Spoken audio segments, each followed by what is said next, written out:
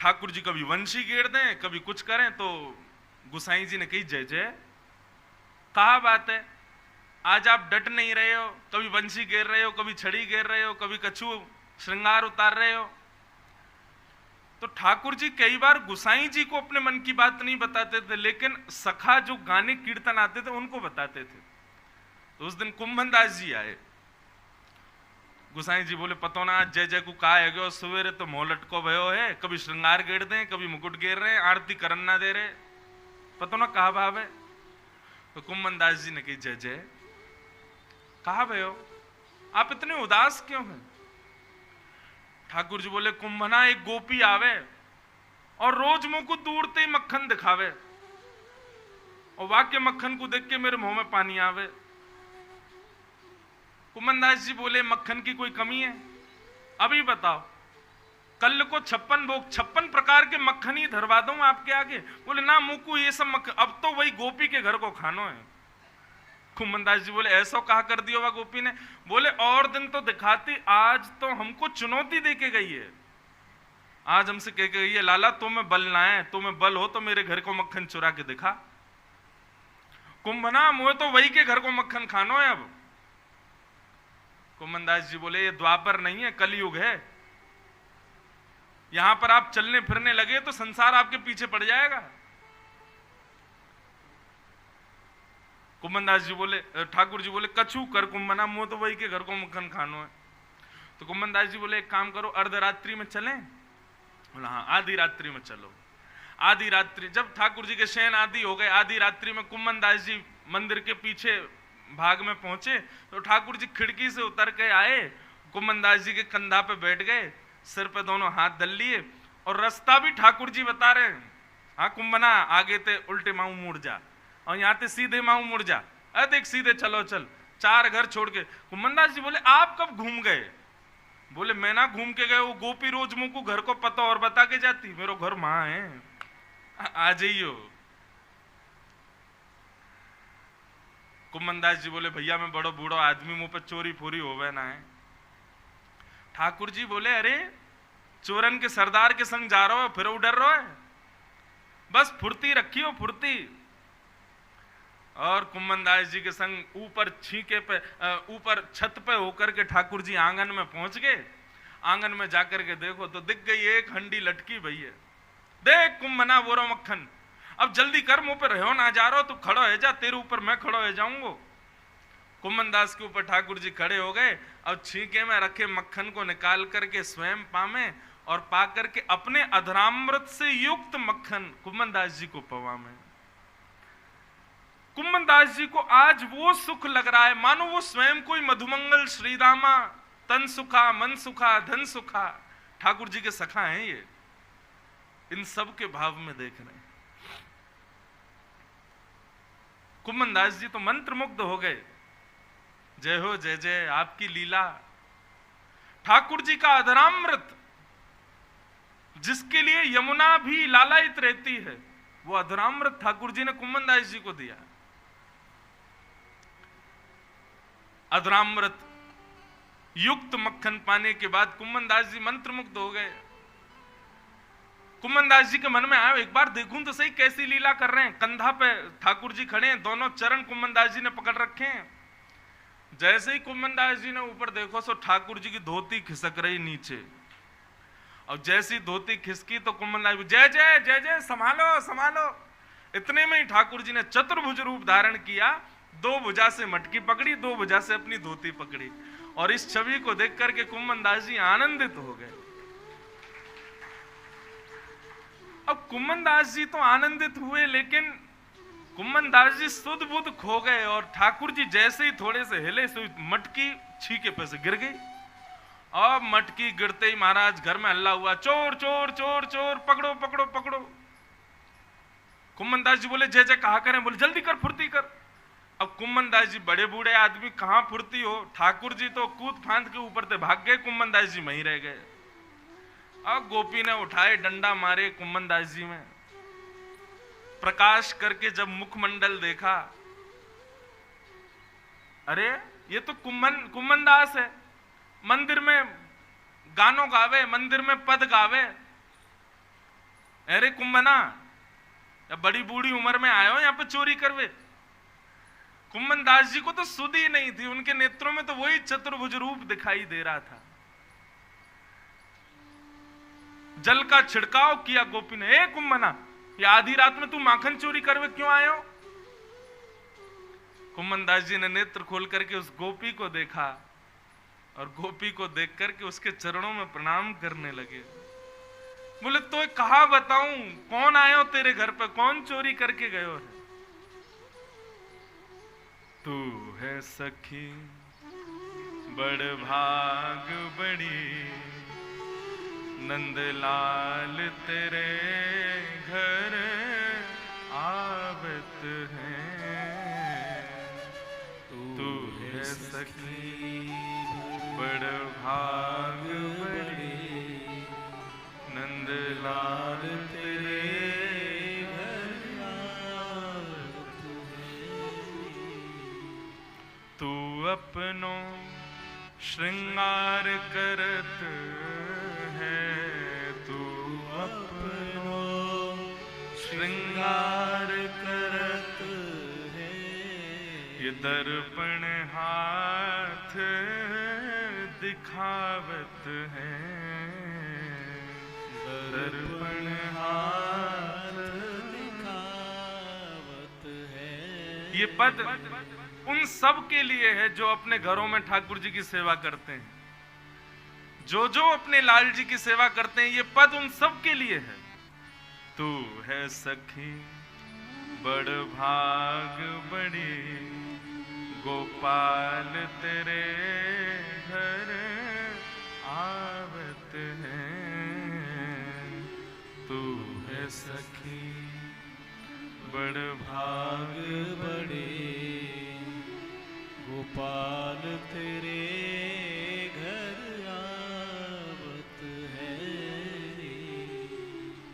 सौभाग्यशाली हैं कुंभन दास जी तो सखी को प्रणाम करके और वहां से प्रस्थान कर गए। उसी रात्रि कुंभन दास जी के यहाँ पुत्र ने जन्म लिया और नामकरण कुंभन दास जी ने उसका चतुर्भुज दास, क्योंकि चतुर्भुज रूप में दर्शन किया ना।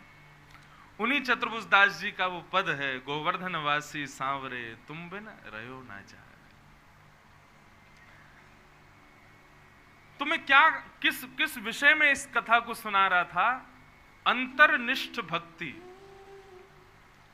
अपने स्वरूप को, अपनी योग्यताओं को जितना हो सके छुपाओ। क्यों छुपाओ? संसार कहीं उसकी चोरी ना कर ले, उसकी चोरी तो श्याम सुंदर ही करें। हमारे चित्त की चोरी ये संसार की वस्तुएं कर लेंगी तो फिर ठाकुर जी किसको चुराएंगे? अपना स्वरूप है, अपने गुण हैं, अपनी योग्यताएं हैं, इससे संसार को मत रिझाओ। संसार आपसे रीझ गया तो आपके गुणों की प्रशंसा करके उसकी चोरी कर लेगा। अपने गुण, अपने रूप, अपनी योग्यता, अपनी बुद्धि, अपने विवेक, अपनी भक्ति को जितना हो सके छुपाओ, उसको ज्यादा प्रकट मत करो। अब कई वैष्णव बालक कथा सुनते हैं, वो लोग कहते हैं महाराज जी आपकी कथा सुन के हमारा भी मन करता है हम भी रोज तिलक लगाएं। मैंने कहा तो लगाओ। हमारा भी मन करता हम धोती पहने। मैंने कहा तो पहनो। कई बालक को तो पहनते ही हैं, धोती पहनते हैं, तिलक लगाते हैं, चोटी रखते हैं, गले में कंठी माला पहनते हैं, पदों के गान करते हैं, लेकिन बोलते महाराज जी अब कॉलेज जाएं, अपने ऑफिस जाएं, ऐसे कैसे जाएं? मैंने कहा वैसे तो देखो भैया शर्म काय बात की, इसी शर्त पे ही जाओ कि बोले हम ऐसे ही आएंगे, आपको बुरा लगे तो लगे। लेकिन यदि आपको थोड़ा लग रहा है कि भैया लोग मेरा नहीं मेरे स्वरूप का उपहास करेंगे और मेरा स्वरूप जो है ठाकुर जी के लिए है, इसका उपहास ना हो, ये मुझे स्वीकार नहीं, तो अंतर्निष्ठ हो जाओ। बाहर से खूब मॉडर्न बन के रहो लेकिन अंदर से प्योर भक्त रहो। रही बात तिलक की, तो जल हाथ में लो और श्री कृष्ण का ध्यान करके जल का ही तिलक लगा लो। रही बात स्वरूप की, खूब बाहर से कुछ भी पहनो लेकिन अंदर से प्योर वैष्णव बन करके रहो। निरंतर कृष्ण का स्मरण करो, निरंतर स्वामिनी जी का स्मरण करो। उनके लिए ये अंतर्निष्ठ भक्ति है। पहला तो प्रयास करो कि आप अपने स्वरूप में रह सको, लेकिन स्वरूप में रहने में आपको उपहास का डर लग रहा है कि कोई उपहास ना करे, तो उपहास से डरना कैसा। लेकिन कई लोगों का भाव होता नहीं महाराज जी, हमारे स्वरूप का उपहास मतलब ठाकुर जी के प्रिय स्वरूप का उपहास है, इसलिए हम नहीं चाहते। तो उनके लिए अंतर्निष्ठ भक्ति है। और ये विषय मैं इसलिए कह रहा था कि आज हमारे बीच में जो महाराज जी पधारे हैं ना, ये अंतर्निष्ठ हैं। इनको देख करके आप इनकी योग्यता, प्रबलता, श्रेष्ठता को पहचान नहीं पाओगे, क्योंकि आपको प्रसन्न करने के लिए इनका स्वरूप है ही नहीं। इनका स्वरूप तो गंगा मैया को प्रसन्न करने के लिए, इनका स्वरूप तो श्रीमन नारायण को प्रसन्न करने के लिए है।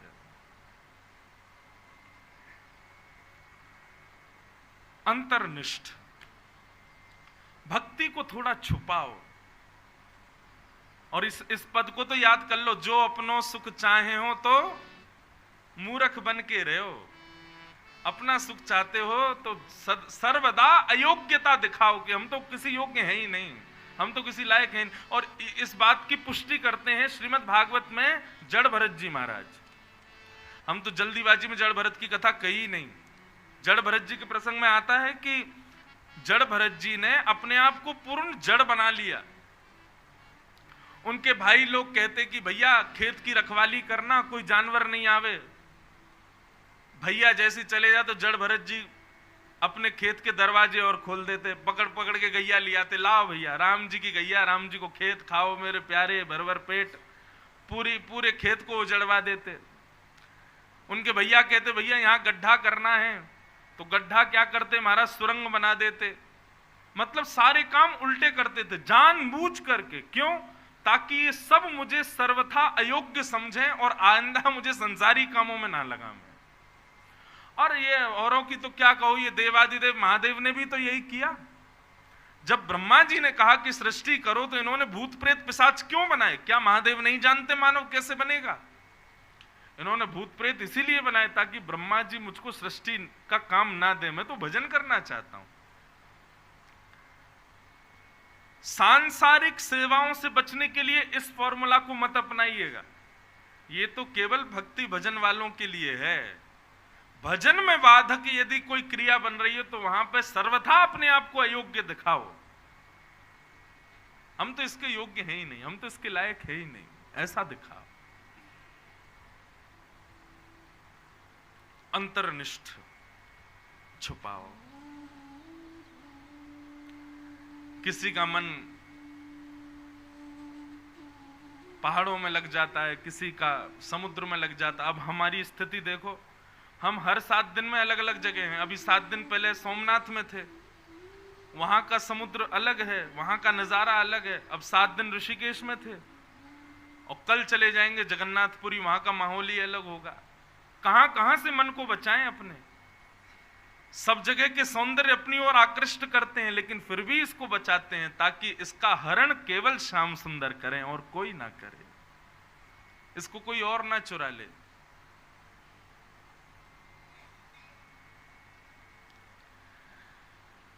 तो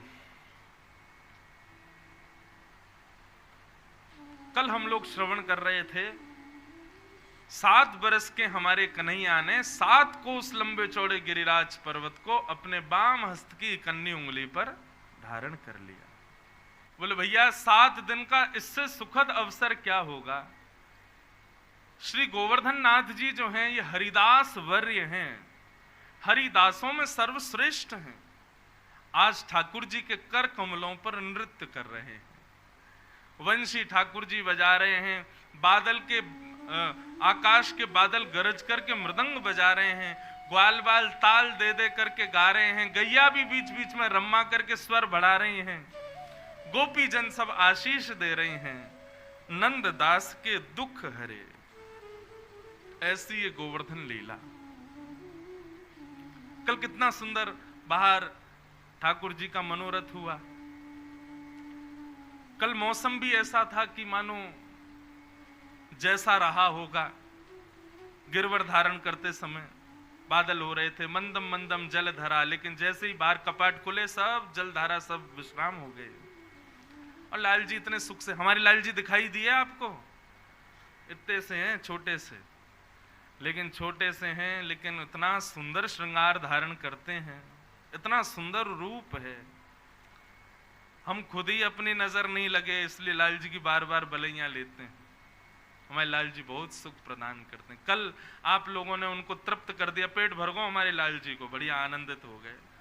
अधिक मास का ये मंगल उत्सव कल यहाँ पर सुसंपन्न हुआ। इसी प्रकार 7 दिन 7 रात्रि ठाकुर जी ने गिरिराज जी धारण किए और 7 दिन बाद उनको पुनर्पधरा दिया। बोलो गोवर्धन नाथ की जय। इंद्र को पता चला कि मैंने गलत किया है, मैंने परब्रह्म की परीक्षा ली, तो क्षमा मांगने के लिए भगवान के चरणों में पधारे।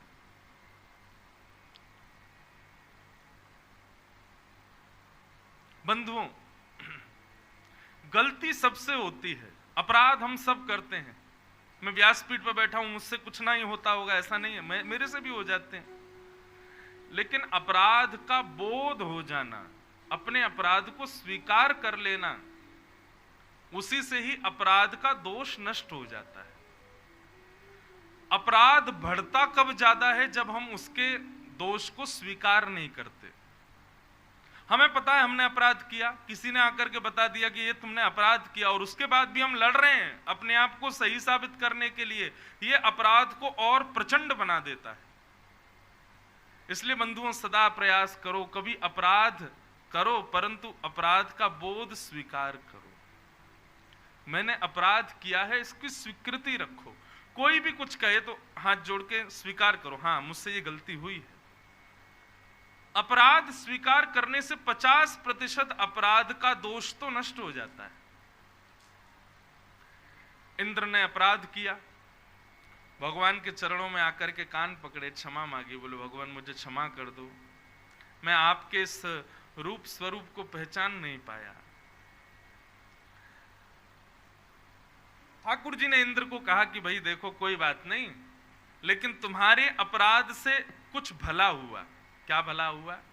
सब ब्रजवासी मेरे समीप आ गए, सबका मुझसे और ज्यादा प्रेम हो गया, गिरिराज जी को मेरा सानिध्य मिल गया। ये सब तुम्हारे अपराध से हुआ, इसलिए हम तुम्हारे अपराध को क्षमा करते हैं। लेकिन अहंकार रहित होकर के अपनी पदवी का ध्यान रखो। इंद्र हो तो कुछ भी करोगे ऐसा मत विचार करो। आइंदा ऐसा अपराध करोगे तो तुमको क्षमा नहीं मिलेगी। और भगवान ने उसको क्षमा कर दिया। हमारी ऐसी कोई क्रिया, हमारे द्वारा किया गया ऐसा कोई कर्म जिससे कोई भगवत सन्निधि में पहुंच जाए, तो यदि वो अपराध भी हो तो ठाकुर जी क्षमा कर देते हैं। गोस्वामी तुलसीदास जी महाराज अपनी पत्नी से बहुत प्रेम करते थे, एक क्षण भी अपनी पत्नी के बिना रहते नहीं थे। 5 वर्ष तक अपनी पत्नी को मायके नहीं जाने दिया गोस्वामी जी ने। 5 वर्ष बाद मौका पाकर के पत्नी चली गई तो गोस्वामी जी व्याकुल हो गए, रोते बिलखते जैसे तैसे नदी में शव के ऊपर चढ़ के नदी पार कर गए, सांप पकड़ करके पहाड़ पर चढ़ गए, क्या क्या नहीं किया। जब अपनी पत्नी के पास पहुंचे, तुम मुझे छोड़ के क्यों चली आई, मैं कितना तड़प रहा था तुम्हारे लिए। तो पत्नी ने दुत्कार दिया, अरे किससे प्रेम करते हो आप? इस शरीर को अपना मानते हो, इस शरीर को अपना स्वीकार करते हो। कल को मेरे प्राण निकल जाए तो इस शरीर को सजाए रखना घर पर। अरे इतना प्रेम इस हाड़ मांस से ना करके श्री राघव से किया होता तो राम जी मिल गए होते। एक प्रकार से एक वैष्णव का अपमान है, परंतु रत्नावली के शब्द सुनकर के श्री गोस्वामी तुलसीदास जी महाराज ऐसे भगवत प्रीति में पहुंचे, फिर राम जी को पाकर के ही श्वास ली। वैष्णवों से, संतों से इस प्रकार बात नहीं करनी चाहिए, लेकिन गोस्वामी जी की पत्नी के कहने से गोस्वामी जी राम सन्मुख हुए। इसलिए राम जी गोस्वामी जी से भी ज्यादा प्रसन्न उनकी पत्नी से थे, क्योंकि गोस्वामी को मुझसे मिलवाया।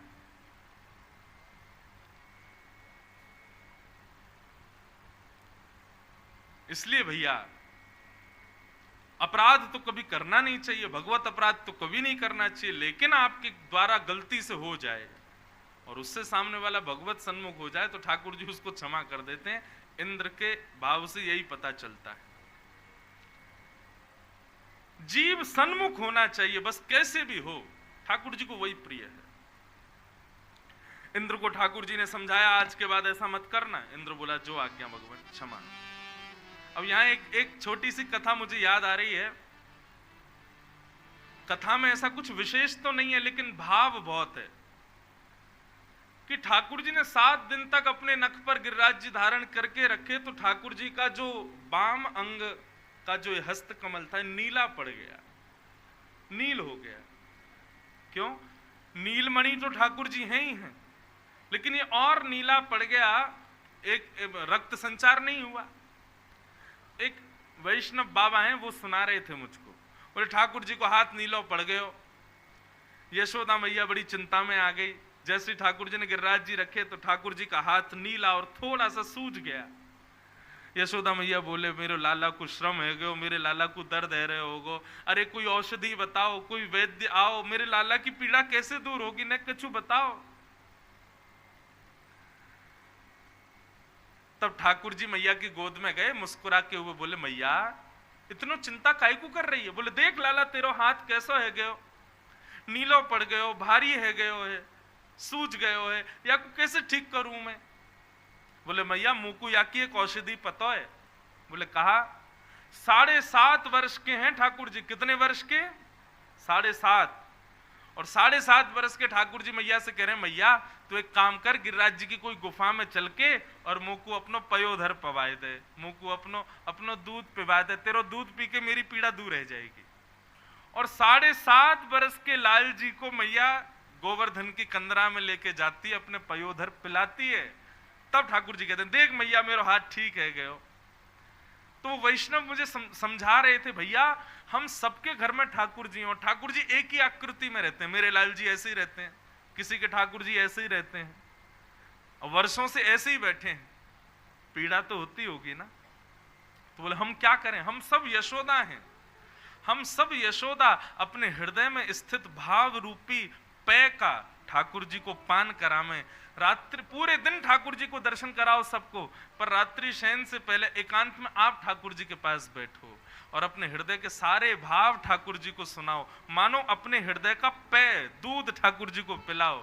उससे ठाकुर जी की जो पीड़ा है, ऐसे बैठे हैं या ऐसे बैठे हैं, वो सब ठीक हो जाती है। इसीलिए हमारे ब्रज के रसिक जन कहते हैं, रसिक प्रीतम हित चित्त की बातें श्री गिरधारी जी सो कहिए, तलेटी गोवर्धन की रहिए।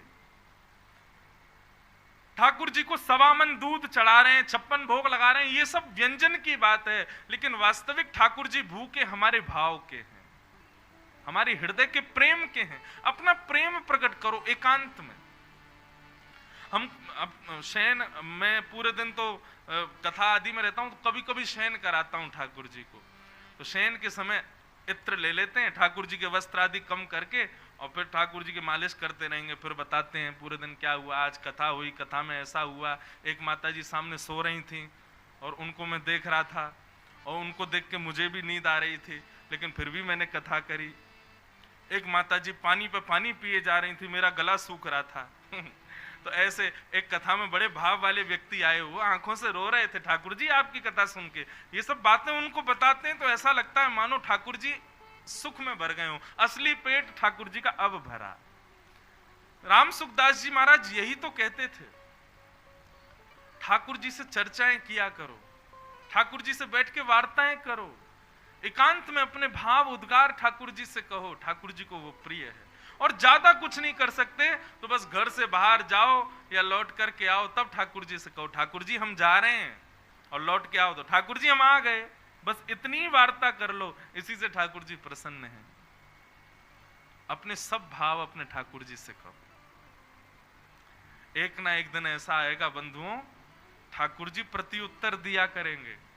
ठाकुर जी अपने भाव आपसे कहेंगे, और वो भाव कहेंगे स्वर में सुनाई दे ऐसा जरूरी नहीं है। आपके अंदर ही भाव उत्पन्न होने लगेगा कि ठाकुर जी ये आज्ञा दे रहे हैं, और वही सत्य है। रसिक प्रीतम हित चित्त की बातें श्री गिरधारी जी सो कहिए, तलेटी श्री गोवर्धन की रही। अभी हमारा 4 दिन की एक कथा है उदयपुर में, वहां पे पूरे 4 दिन गिरिराज रसामृत श्री गोवर्धन नाथ जी का ही चरित्र है 4 दिन तक। सितंबर में है शायद 4 दिन श्री गिरिराज रसामृत। तो वहां पे ये सब चर्चाएं और विस्तार से होंगी, नहीं तो गिरिराज जी के तो भाव इतने सारे हैं, इतने सारे हैं। सबको प्रणाम करते हैं, आगे कथा में चलते हैं। आज विवाह करना है ठाकुर जी का। हमारी ब्याह में ज्यादा रुचि नहीं है, लाल जी का ब्याह हो तो हमको ज्यादा सुख मिलता नहीं है। हम तो ठाकुर जी को ब्रज में रहे, वही में आनंद आवे। अगर हमसे कोई कहे महाराज जी खुली छूट है कथा करो, तो हम ठाकुर जी का कोई ब्याह होने ही नहीं दे। लाला तुम तो ब्रज में ही रहो, हे कन्हैया तुम ब्रज में ही विराजो, बस यहां से मत जाओ। लेकिन अब कथा का क्रम है, इतने सब सज गए सामग्री और सब सज धज के बैठे हैं। आज तो गहने दिख रहे हैं सबके। तो मैंने कि चलो अब ब्याह करते हैं। हमारी रुचि नहीं है, लेकिन लाल जी की बड़ी रुचि है। टलते ही रो रहे हैं, मैया कब ब्याह करावेगी मेरो। तो इंद्र का मान मर्दन किया। देखो श्रीनाथ जी के 3 नाम हैं, बहुत ध्यान से सुनना। श्रीनाथ जी ऐसे खड़े हैं और एक नाग आपको दिखता होगा, वो नाग ऐसे करके नीचे से ऊपर जाता है।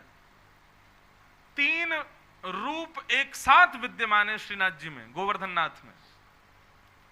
देव दमन, नाग दमन और इंद्र दमन, 3 ठाकुर जी। देव दमन यानी कि ब्रह्मा का मोह नष्ट किया। नाग दमन यानी कि कालिया नाग पर नृत्य किया, इसलिए नाग जाता है ठाकुर जी के अंग से।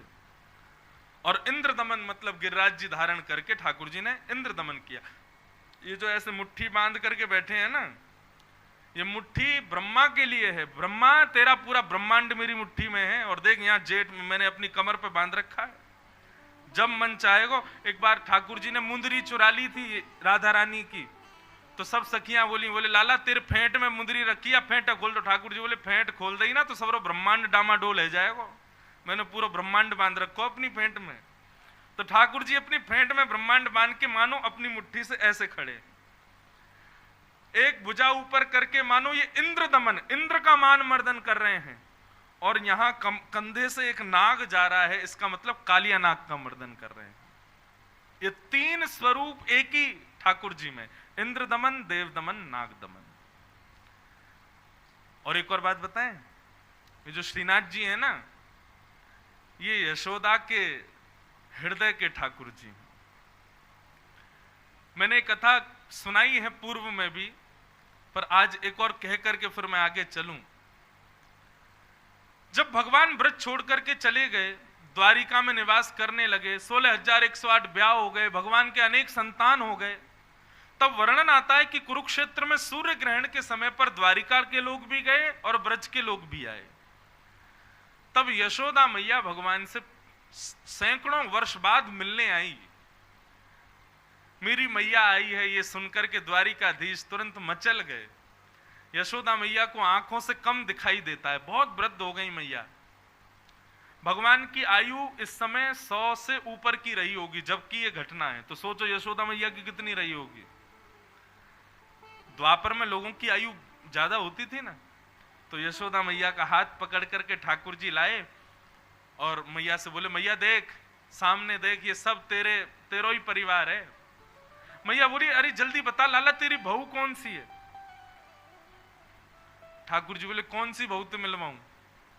बोले लाला मैंने सुनिए तेने बड़े ब्याह किए। बोले हाँ मैया 16,108 हैं और बोले सब तेरी देन है। मैया बोली क्यों।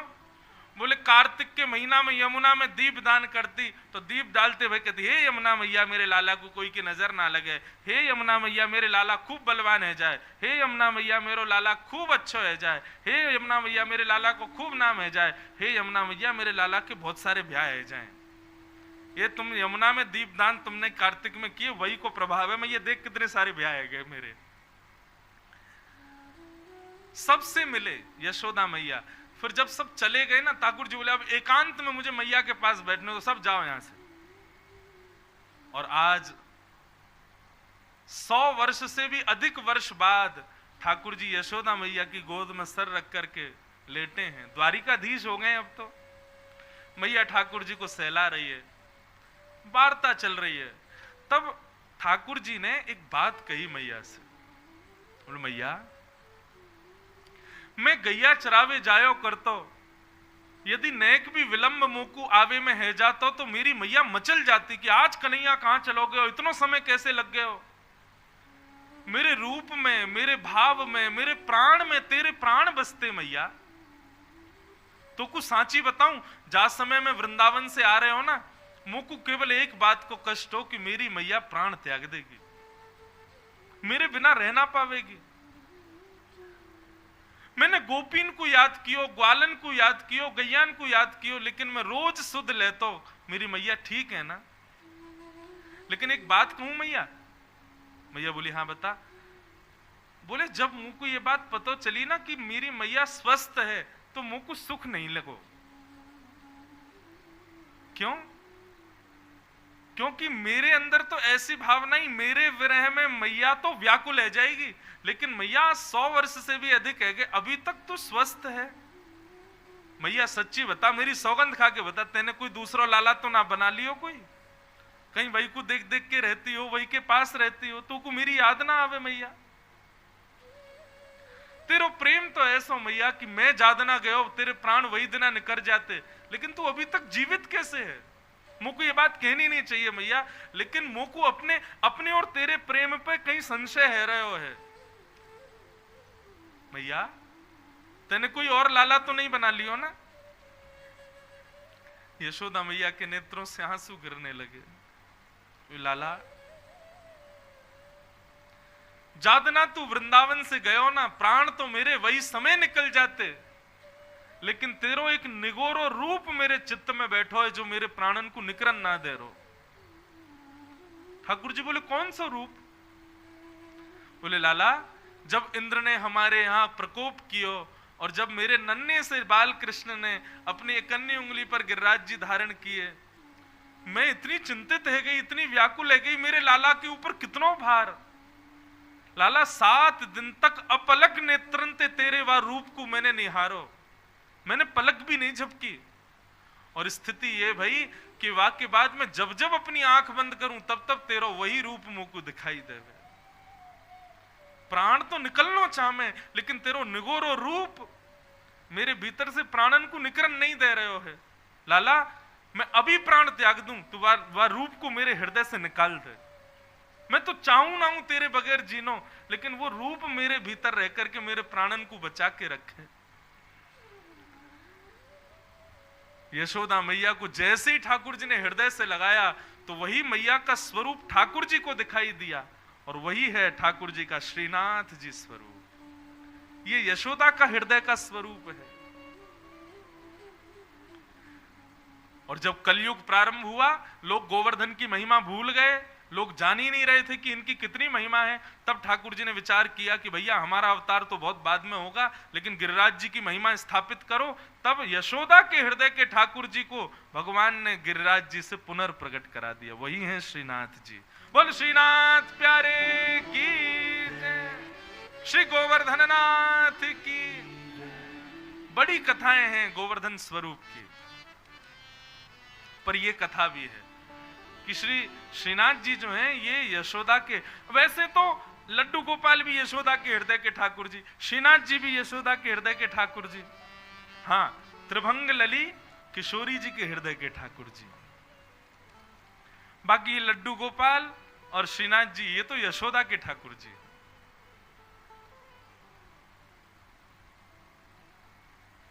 मेरा तो मन ही ना है रो ब्रज से बाहर जावे को, यही सब लीलाएं सुनाता रहूं, इतना आनंद आता है इनको कहने में। बोलो गोवर्धन नाथ की जय। ठाकुर जी ने गिरिराज जी धारण। कल मैंने एक बात कही थी बंधुओं, श्री गोवर्धन स्वरूप जो है ये हमारी इंद्रियों का वर्धन करता है भक्ति में। कोई भी इंद्रिय यदि भगवत सेवा में अग्रसित नहीं हो पाती हो, उसी इंद्रिय से गिरिराज जी को प्रणाम करो, गिरिराज जी से शिकायत लगाओ, हे गिरिराज जी हमारे कानों को सुधार लो, ये आजकल फालतू संगीत सुनते हैं, इनको आप सुधारो कि इनका भजन कथा कीर्तन में मन लगे, और इस भाव से आप गिरिराज जी की परिक्रमा लगाना, आपके कान सुधर जाएंगे। आपके हस्त कमल यदि सेवा नहीं कर पा रहे, ठाकुर जी की सेवा में त्रुटि हो रही है, परिक्रमा लगाओ गिरिराज जी की, कहो हमारे हाथों को सुधारो नाथ। इनका नाम है गौ, यानी कि इंद्रियां, और उनका जो कृष्ण भक्ति में वर्धन करे वही है श्री गोवर्धन। बारंबार प्रणाम करते हैं। और आगे गैयाओं ने ठाकुर जी का नामकरण किया।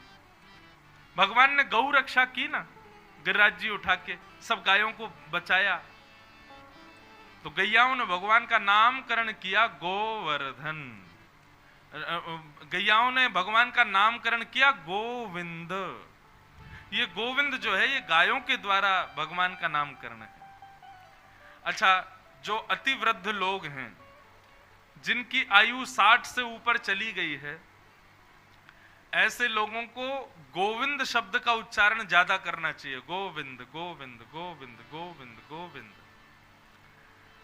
गो यानी गाय और गो यानी इंद्रियां।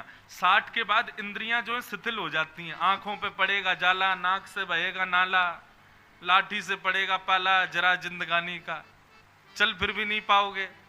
तो उस समय क्या करना है? गो यानी इंद्रियां, और विंद माने रक्षा करने वाले। हे हमारे इंद्रियों के रक्षक गोविंद, हमारी रक्षा करो। गोविंद नाम का उच्चारण वृद्ध लोग करें, और गोपाल नाम का उच्चारण युवा लोग करें। गोपाल गोपाल गोपाल, ये युवाओं को बोलना चाहिए। गो यानी इंद्रियां, और उनके जो पालनहार हैं, उनके जो पालक हैं, ऐसे गोपाल। बाकी भैया जो नाम तुमसे भूल जाए वो बोलो, लेकिन बोलो। इस प्रकार भगवान का नाम गोविंद रखा गया। गोवर्धन उत्सव यहां विश्राम हुआ। श्रीमद् भागवत के वेणु गीत में गोपियां कहती हैं, श्री राम कृष्ण चरण स्पर्श प्रमोद।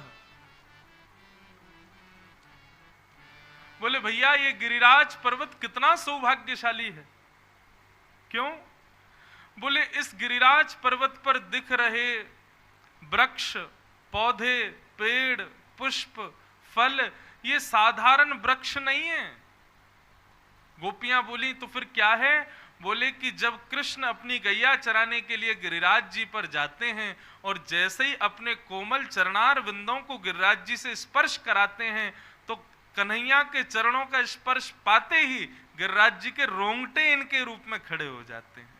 ये पौधे वृक्ष आदि, ये वृक्ष पौधे नहीं है, बोले गिरिराज जी के रोंगटे हैं। बोले हमारे लाला के आते ही पुष्पित पल्लवित और खड़े हो जाते। ऐसे हरिदास वर्य श्री गिरिराज जी को हम प्रणाम करते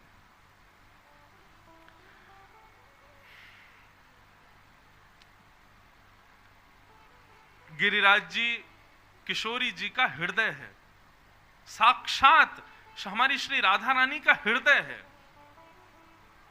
श्री गोवर्धन, जिसको ठाकुर जी अपने हस्त कमल पर धारण करते हैं। मानो हमारे ब्रज के संत कहते हैं, ठाकुर जी ने नख पर धारण किया, इसमें बल नहीं दिखाया ठाकुर जी ने। ठाकुर जी ने गिरिराज जी को अपने मुकुट से भी ऊपर धारण करा करके यह सबको बताया, हमारे माई श्यामा जू को राज। ये किशोरी जी का हृदय है, जिसकी छत्र छाया में सदा हम रहते हैं। ये किशोरी जी के छत्र छाव में हम रहते हैं। जाके अधीन सदा ही सांवरो, या ब्रज को सरताज, हमारे माई श्यामा जू को राज। मानो ठाकुर जी अपनी भक्ति पुष्ट कर रहे हैं। भगवान आगे एकादशी व्रत की कथा आती है भागवत में। बंधुओं, एकादशी इसके कई भाव हैं, लेकिन मेरे अंदर एक भाव उत्पन्न होता है, जिस प्रकार एक पतिव्रता नारी करवा चौथ के दिन अपने पति के लिए व्रत करती है, और यदि वो व्रत करती है तो उससे कई भाव पुष्ट होते हैं। उसकी पतिव्रता का अनुभव होता है कि भाई ये पतिव्रता है, पति के लिए बताओ भूखी प्यासी सुबह से। दूसरा भाव है कि पत्नी अपनी आयु पति को प्रदान करती है। हम जब एक दिन अन्न नहीं खाते तो हमारी एक दिन की आयु बढ़ जाती है। जितना हम अन्न खाते हैं, अन्न खाने से हमारी आयु कम होती है। अगर हम एक दिन पूरा फलाहारी रहते हैं, अन्न नहीं खाते, तो एक दिन की आयु हमारी बढ़ जाती है। परंतु करवा चौथ वाले दिन जब माताएं व्रत रखती हैं तो अपनी एक दिन की आयु अपने पति को दे देती हैं।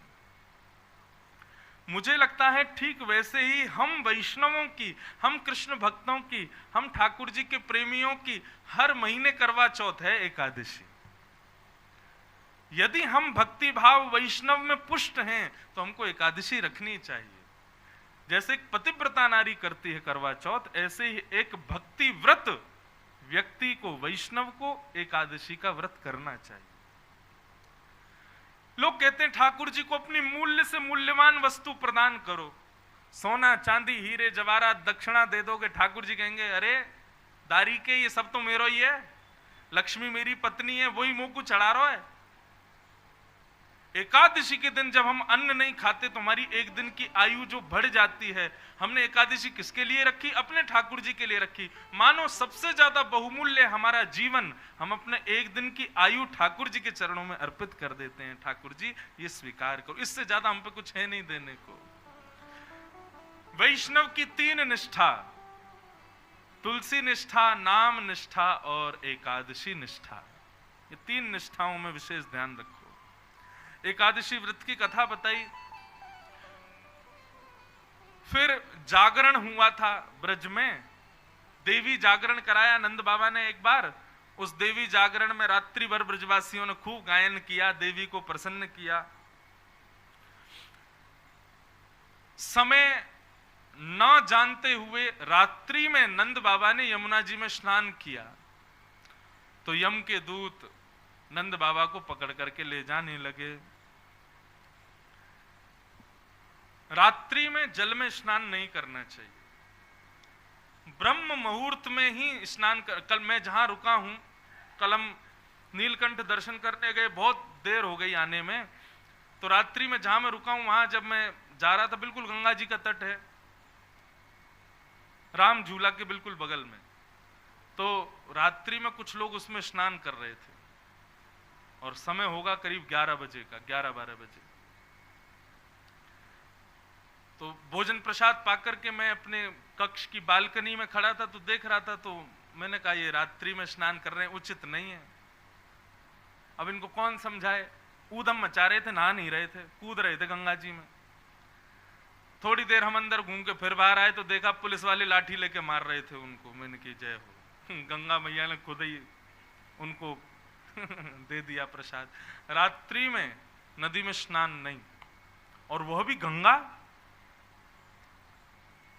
जैसे हम विश्राम करते हैं वैसे ही सब विश्राम करते हैं, रात्रि में नहीं करना चाहिए, ब्रह्म मुहूर्त में करो।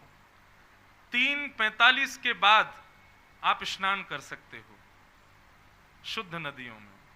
और उस समय का किया गया स्नान तो आप नदी में नहीं, आप गंगा में, आप साक्षात अमृत में स्नान कर रहे हो।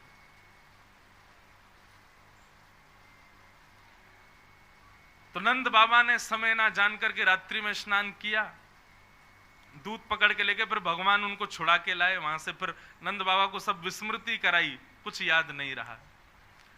फिर आगे कथा आती है रास पंचाध्यायी, और अब यहां से रास की कथा प्रारंभ हो रही है। बहुत ध्यान से सब लोग सुनिएगा।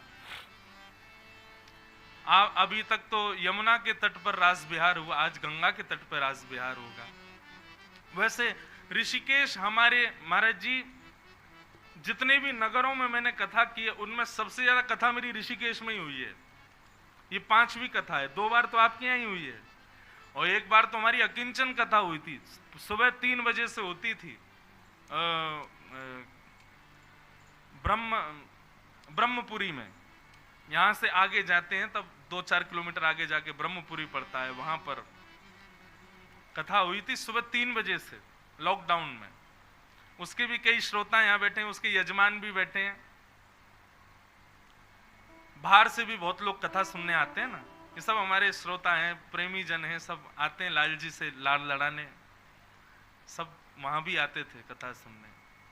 तो हमारे लाल जी गंगा तट पर ऋषिकेश में साल में एक बार तो आते हैं और यहाँ रास बिहार करते हैं। कथा में रास की भूमिका होती है तो रास बिहार करते हैं।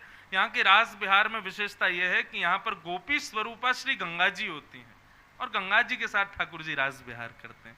तो आओ अब रास बिहार की कथा में प्रवेश करें। भगवान पिता रात्रि शरदोत्फुल्ल मल्लिका विक्षरन्तुं मनश्चक्रे योग मायामुपाश्रित।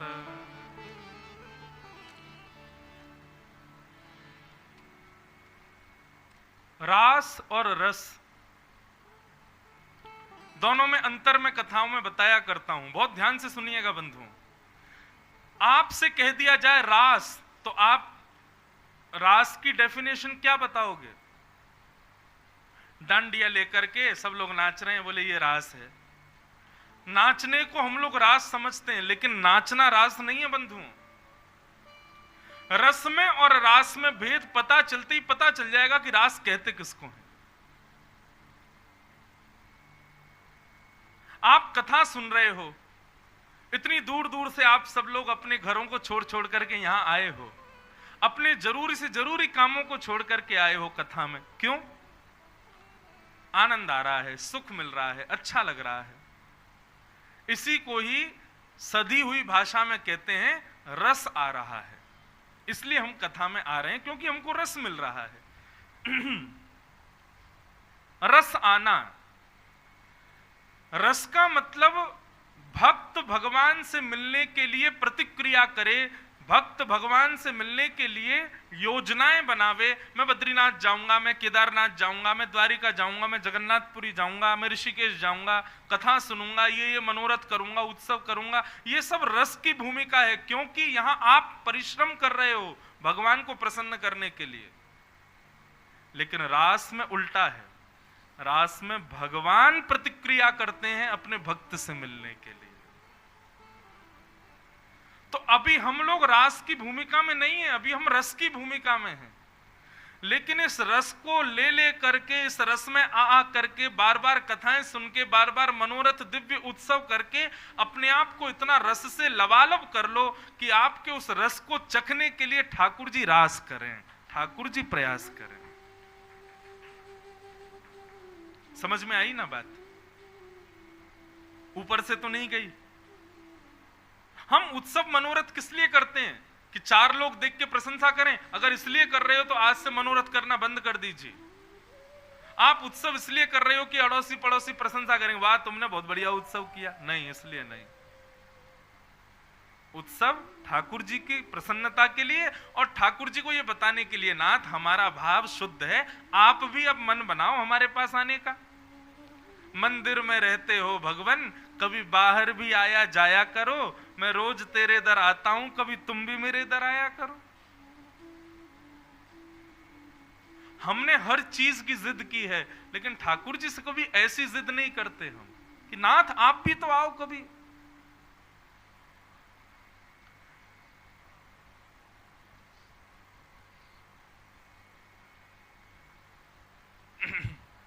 यही है रस में और रास में अंतर।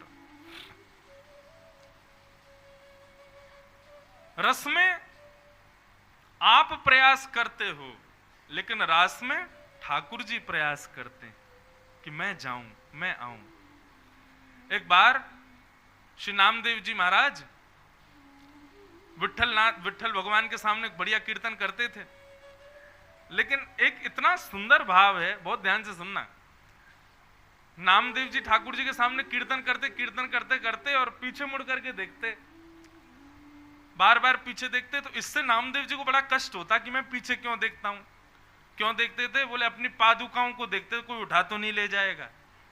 कीर्तन के बीच में पादुकाओं को देखते। तो एक दिन नामदेव जी बोले ये पादुका जो है ये बीच में विघ्न डालती है भगवान के भजन में। तो एक दिन अपनी स्वाफी खोली और पादुकाओं को उसमें बांध के, कमर में बांध के चले गए ठाकुर जी के आगे। बोले अब बढ़िया है, पादुका कमर में बंधी रहेगी तो बार बार मन नहीं जाएगा। कीर्तन करने लगे। किसी दर्शनार्थी को दिख गया कि नामदेव जी ने अपनी कमर पे पादुका बांध रखी है, हल्ला मचा दिया। बोले अरे देखो देखो, ये जो है पादुका बांध करके लाए हैं। जैसे पादुका बांध के लाए तो ये बात पता चली तो दर्शनार्थियों ने हल्ला बोल दिया, महाराज उठा उठा करके सब मारने लगे। भक्त बाहर आकर के रुदन करने लगा। बोले नाथ, मैंने कोई अपराध थोड़ी किया था, मेरा कोई ऐसा भाव थोड़ी था कि आपके मंदिर को अपवित्र करना है।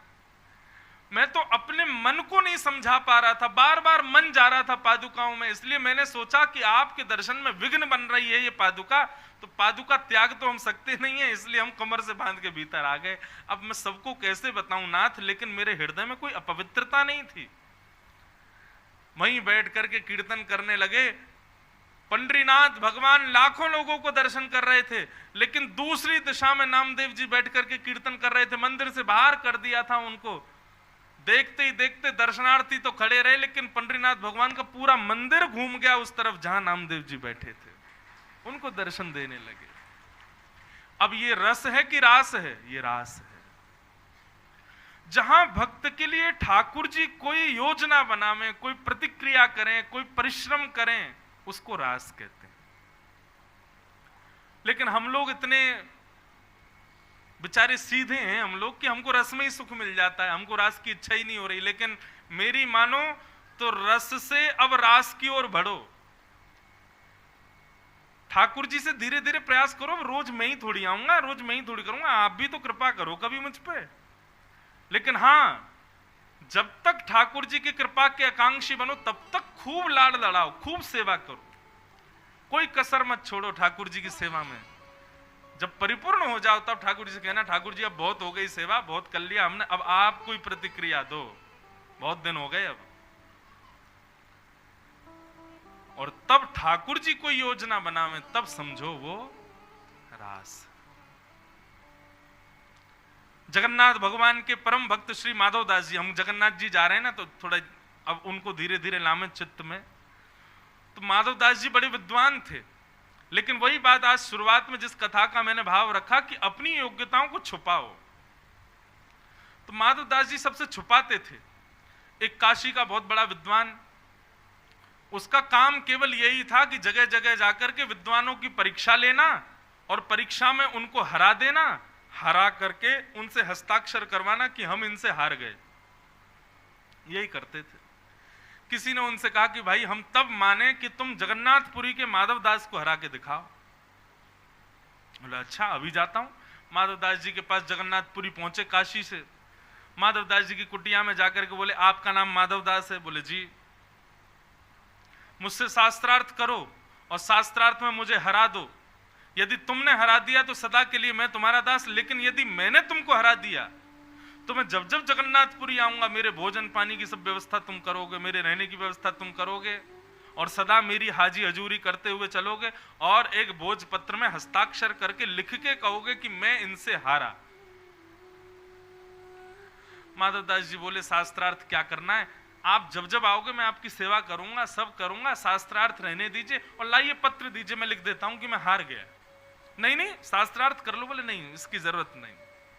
वैष्णव का स्वभाव है कि वो विवादों से बचेगा। जो बात बात पे ये सोचता है कि अच्छा इसने ऐसा कर दिया, इसको ऐसे थोड़ी जाने दूंगा, मैं तो लड़ूंगा, अपने पक्ष के लिए बात करूंगा, इससे दो चार गालियां दूंगा, ये वैष्णव का स्वभाव नहीं है।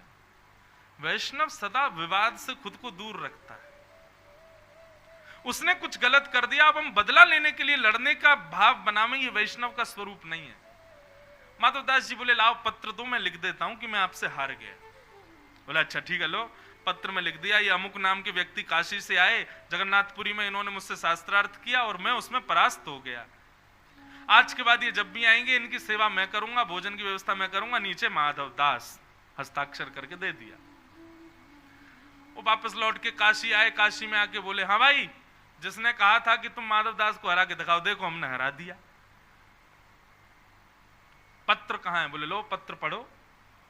पत्र खोल करके पढ़ा तो उसमें लिखा था, ये अमुक नाम के व्यक्ति काशी से जगन्नाथपुरी आए थे, इन्होंने आकर के मुझसे शास्त्रार्थ किया और शास्त्रार्थ में बुरी तरह मुझसे हार गए, और आज के बाद ये जब भी काशी से आएंगे जगन्नाथपुरी आकर के मेरी सेवा करेंगे, मेरे सामने हाथ जोड़ेंगे, मेरे ही सब करेंगे। नीचे माधव दास।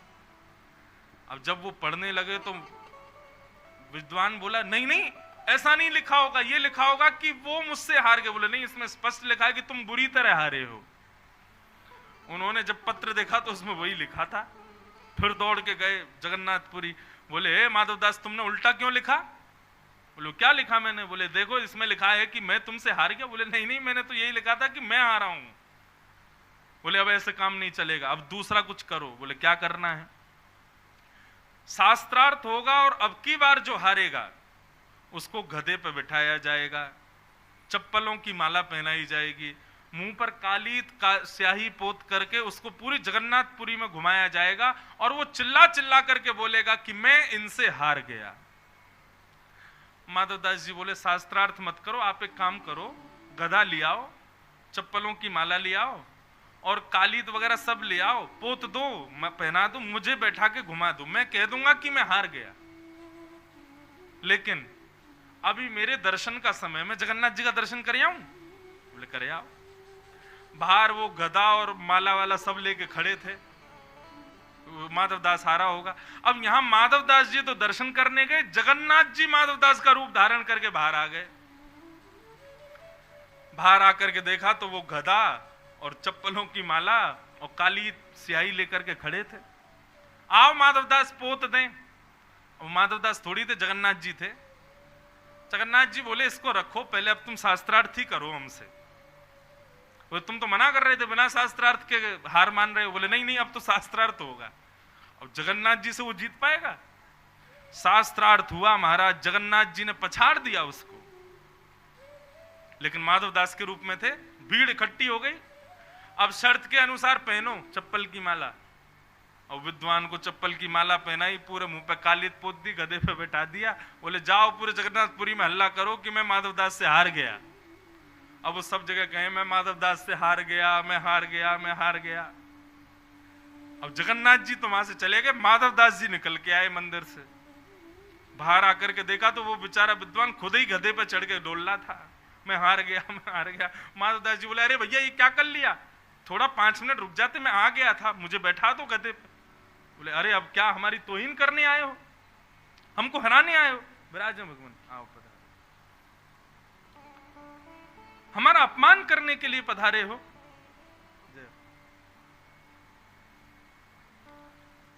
श्रीमन्नारायण नारायण नारायण।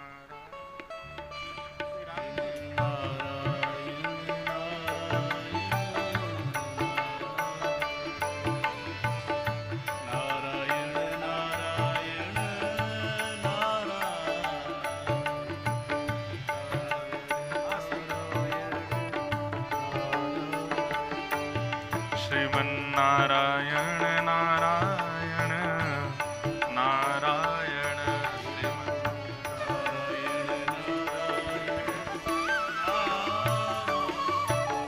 तो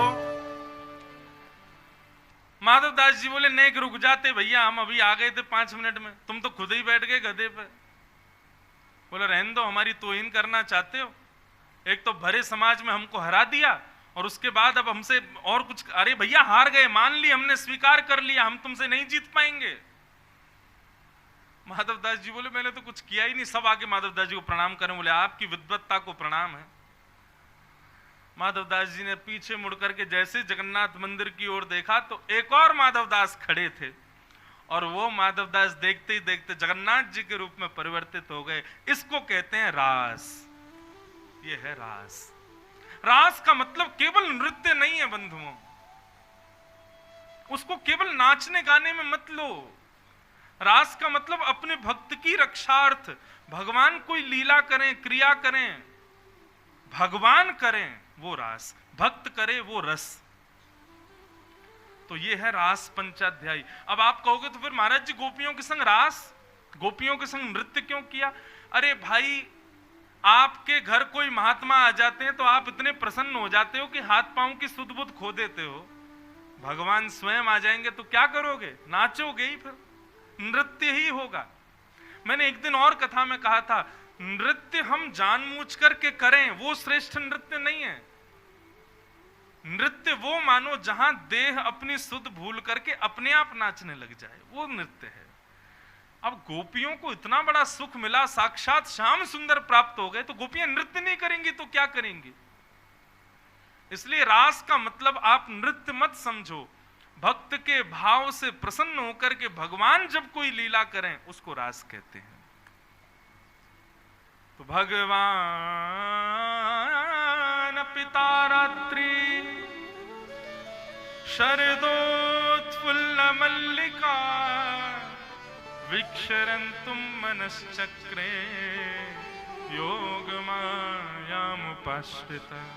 आज बड़ी कृपा की हमारे ऊपर, पूज्य महाराज जी तो फूलचट्टी आश्रम से हमारे बीच में पधारे ही हैं, और साथ ही आज हरिद्वार से हमारे मध्य में पूज्य श्री राम जी महाराज पधारे हैं।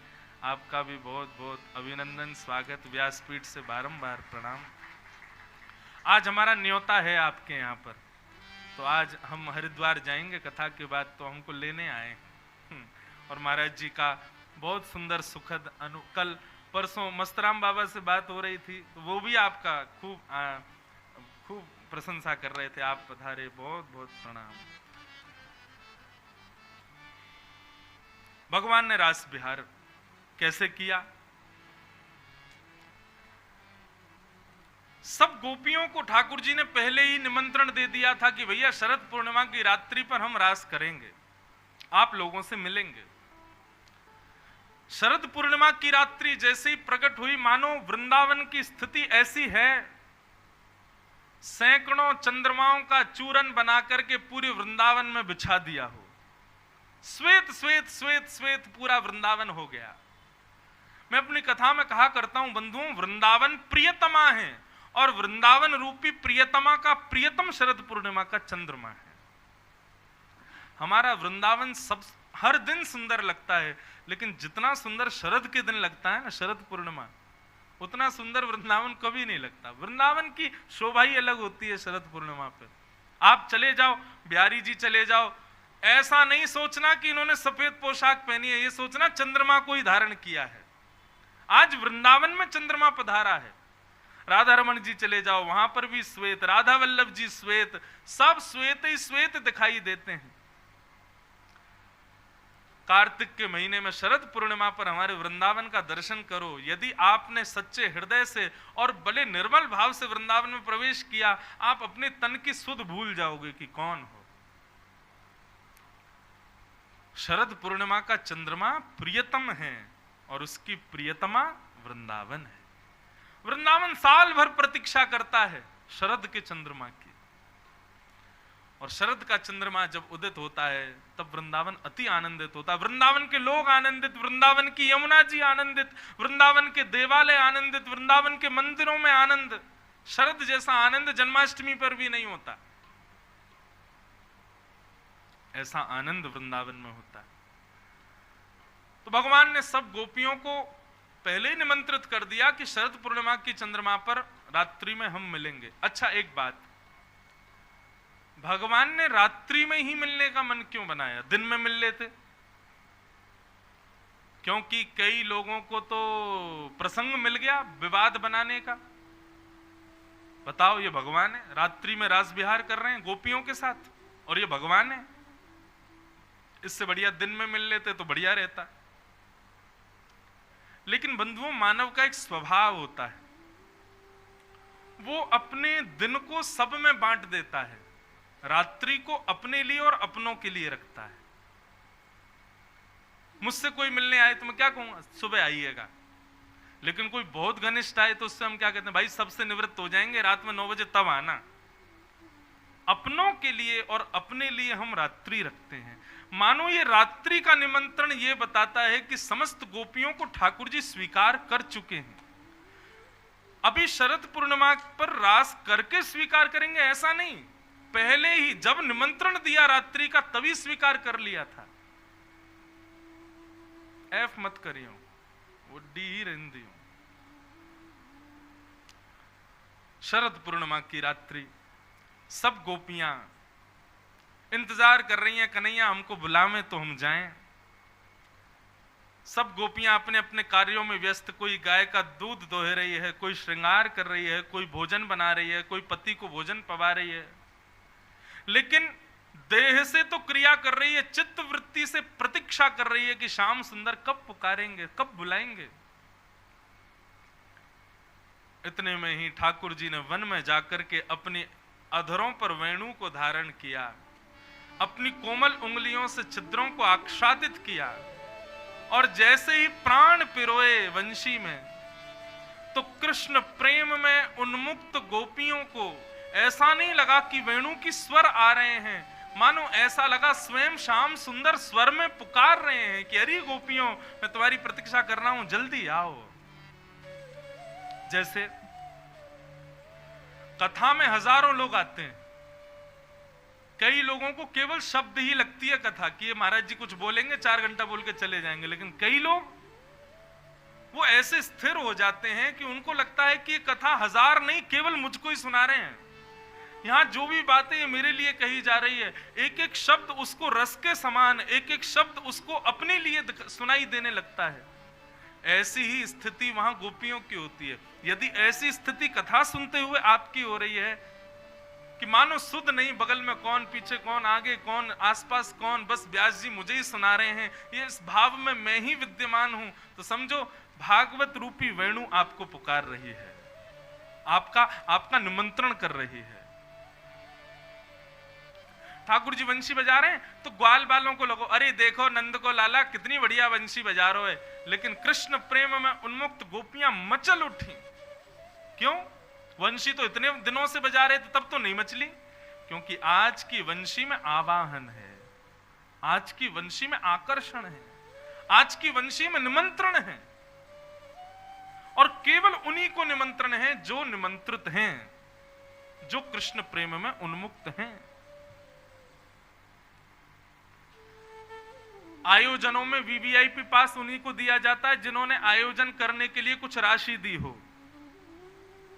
होता है ना, बड़े बड़े कार्यक्रम होते हैं, वीवीआईपी पास किसको मिलता है? जिसने 1 लाख के 2 लाख की रसीद कटवाई हो, आयोजन में कुछ पैसा दिया तो वीवीआईपी टिकट भी उसको मिलती है।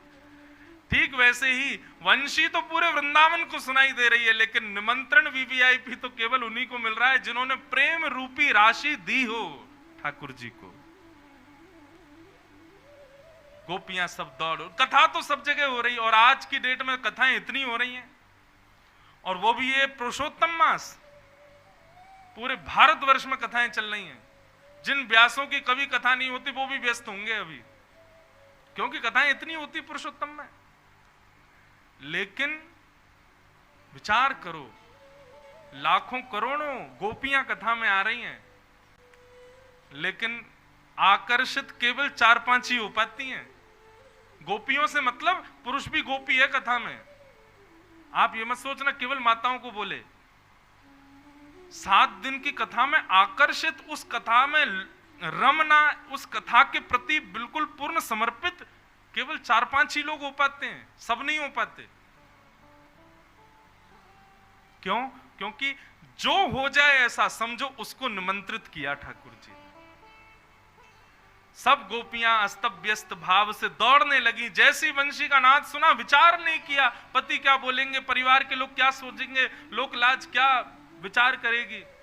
मीराबाई कहती है ना, अब तो बात फैल गई जाने सब कोई, अब तो बात फैल गई जाने सब कोई।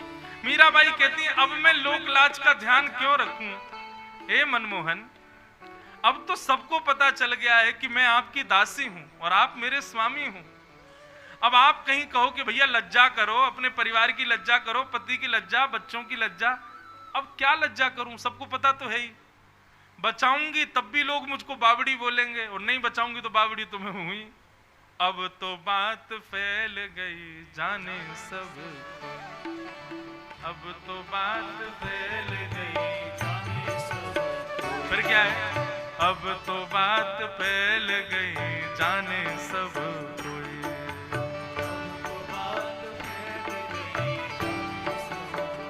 ओ मेरे तो गिरधर गोपाल, मेरे तो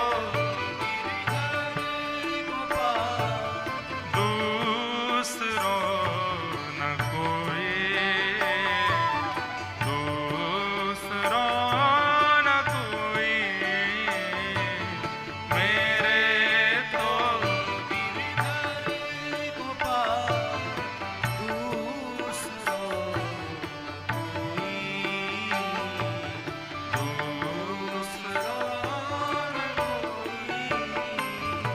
ऐसी ही गोपियों की स्थिति है। उनको लोक लाज की कोई स्थिति की कोई परवाह नहीं है। लोग क्या सोचेंगे। दौड़ी सब गोपियां कृष्ण से मिलने के लिए।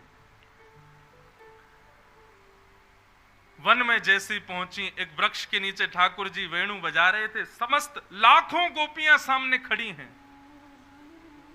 बहुत ध्यान से सुनिए सब लोग। सब गोपियां ठाकुर जी को देखने लगी, वेणु का नाद सुनने लगी। अब सब गोपियों को यह नहीं लग रहा कि भगवान ने सब समूह को बुलाया, सबको लग रहा मुझी को बुलाया है, मैं ही स्पेशल हूं, ऐसा लग रहा है।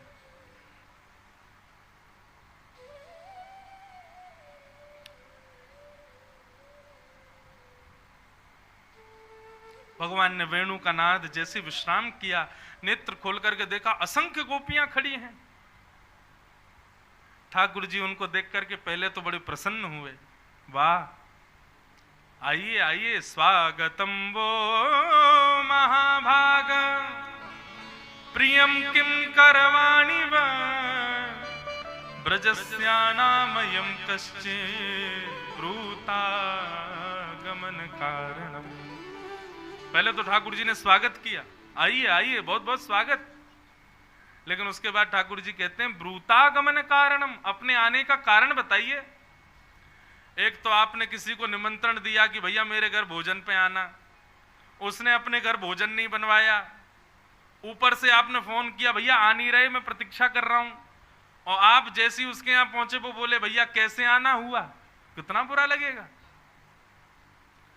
गोपियां जिनको पहले ही निमंत्रित ठाकुर जी कर चुके हैं, और उसके बाद में आज जब गोपियां सब कुछ छोड़ छाड़ करके आई तो ठाकुर जी कह रही हैं अपने आने का कारण बताओ। यह स्थिति हमारे साथ भी होती है। हम जब कथाओं में आते हैं तो कथाओं में कई बार कथा ही बैठे सुनते सुनते अंदर से मन में भाव, हम क्यों आए हैं कथा में, किस लिए बैठे हैं 4 घंटे यहां पर, क्यों अपने घर परिवार सब छोड़ छाड़ के यहां पर बैठे हैं, हमारे आने का कारण क्या है। ये हम नहीं पूछते, ठाकुर जी हमसे पूछते हैं क्यों आए हो, आपके आने का कारण क्या है। और फिर उसके बाद क्या होता है, ठाकुर जी यहां गोपियों को उनके घर परिवार की चिंताएं गिनाते हैं। अरे तुम्हारी सास क्या कहेगी, तुम घर छोड़ के आ गई, तुम्हारे छोटे छोटे बच्चे उनको छोड़ के चली आई हो। अच्छा एक बात कहूं, रास में आगे बढ़ने से पहले कहीं संशय आपके हृदय में ना आ जाए, तो भगवान से रास विहार करने आई हुई गोपियों की उम्र कितनी है। तो संत जन वर्णन करते हैं 6 वर्ष से लेकर के बिना दांत वाली अम्मा सब हैं। इसका मतलब ये काम लीला नहीं है। काम लीला होती तो एक आयु निश्चित होती। दूसरी बात, यहां पर गोपियों की जो स्थिति स्वरूप का यदि वर्णन आप सुन लोगे ना, एक गोपी ने एक ही आंख में काजल लगा रखा है, एक गोपी के बाल भुज्जा से हो रखे हैं, एक गोपी ने अस्त व्यस्त वस्त्र पहने हैं, किसी गोपी के मुख की लालिमा फैल रही है। मतलब कोई भी गोपी सुव्यवस्थित श्रृंगार में नहीं है। ये सब चीजें क्या बताती हैं कि संसार में जिन जिन भावों से काम वर्धन होता है वो कुछ भी नहीं है। यहां पर ना तो श्रृंगार है, ना आयु है, ना युवावस्था है, कुछ भी नहीं है, सब सामान्य है। ये काम विजयी लीला है, काम लीला नहीं है। एक 6 वर्ष की बालिका जिसको यही नहीं पता स्त्री पुरुष कौन होते हैं वो भी रास में गई है, और एक 90 वर्ष की अम्मा जिसके ठाकुर जी पर नाती के रूप में वो भी ठाकुर जी को प्रियतम मान के रास में गई है। सामान्य बात नहीं है रास की। सब गोपियों को भगवान याद दिलाने लगे, पतिव्रता नारी किसको कहते हैं आदि आदि सब बात बताने लगे। जब गोपियों का नंबर आया बोलने का, भगवान ने पूछा था कि आपके आने का कारण क्या है, तब गोपियां यहां पर एक छोटा गीत गाती हैं, इसको कहते हैं प्रणय गीत। भागवत में 7 प्रकट गीत हैं और 7 अप्रकट गीत हैं। जैसे प्रकट गीत है गोपी गीत, ऐसे ही रासपंचाध्यायी का अप्रकट गीत है प्रणय गीत। प्रणय गीत में कहती हैं गोपियां, मैवं विभोर्हति भवान गदितुं ऋशंसं संत्यज्य सर्व विषयांस्तव पादमूलम् कि भक्ता भजस दुर्वग्रहमान् त्यजास्मान् देवो यथादि पुरुषो भजते मुमुक्षुन्। गोपियां कहती हैं नाथ, आप पूछ रहे हैं कि हम क्यों आई हैं, और उसमें भी आप हमको लोभ दे रहे हो, बच्चों को छोड़ के, परिवार को छोड़ के और सास को छोड़ के, आदि आदि लोक लाज की मर्यादाएं छोड़ के हम क्यों चली आई। यदि हम ये सब छोड़ करके चली आई हैं और आपको इससे दिक्कत हो रही है तो अपनी गीता को आप मिथ्या साबित कर दीजिए। ठाकुर जी गीता में कहते हैं सर्वधर्मान परित्यज्य माम एकम शरणम ब्रज। जब ठाकुर जी ये प्रवचन अर्जुन को कह रहे हैं उस समय हिंदू धर्म के अलावा कोई और धर्म था ही नहीं, तो फिर ठाकुर जी किसके लिए कह रहे हैं सर्वधर्मान परित्यज्य माम एकम शरणम ब्रज। भगवान ने जब गीता का उपदेश किया उस समय कोई और धर्म था ही नहीं, उस समय केवल वैदिक हिंदू सनातन धर्म था। तो ठाकुर जी ऐसा कैसे कह सकते हैं कि सब धर्मों को छोड़ के मेरे पास आओ। तो बंधुओं, यहां पर भगवान सांसारिक धर्म की बात नहीं कर रहे हैं, लौकिक धर्म, व्यवहार धर्म की बात कर रहे हैं। और व्यवहार धर्म क्या है, ये मेरे फूफा जी हैं, इनको प्रणाम करो, इनको बुरा नहीं लगे ऐसा काम करो, ये मेरे पति हैं, इनकी सेवा मुझे करनी है, ये मेरी पत्नी है, ये मेरे पिता हैं, ये मेरी माँ है, ये मेरे बच्चे हैं, ये मेरा परिवार है, ये मेरा सब कुछ है। ये सब व्यवहार धर्म है। व्यवहार धर्म का पालन करने वाला व्यक्ति अधिकतर सांसारिक ही होता है, लेकिन भगवत रसिक जब हो जाता है ना तो व्यवहार का पालन नहीं कर पाता। क्षमा कीजिएगा,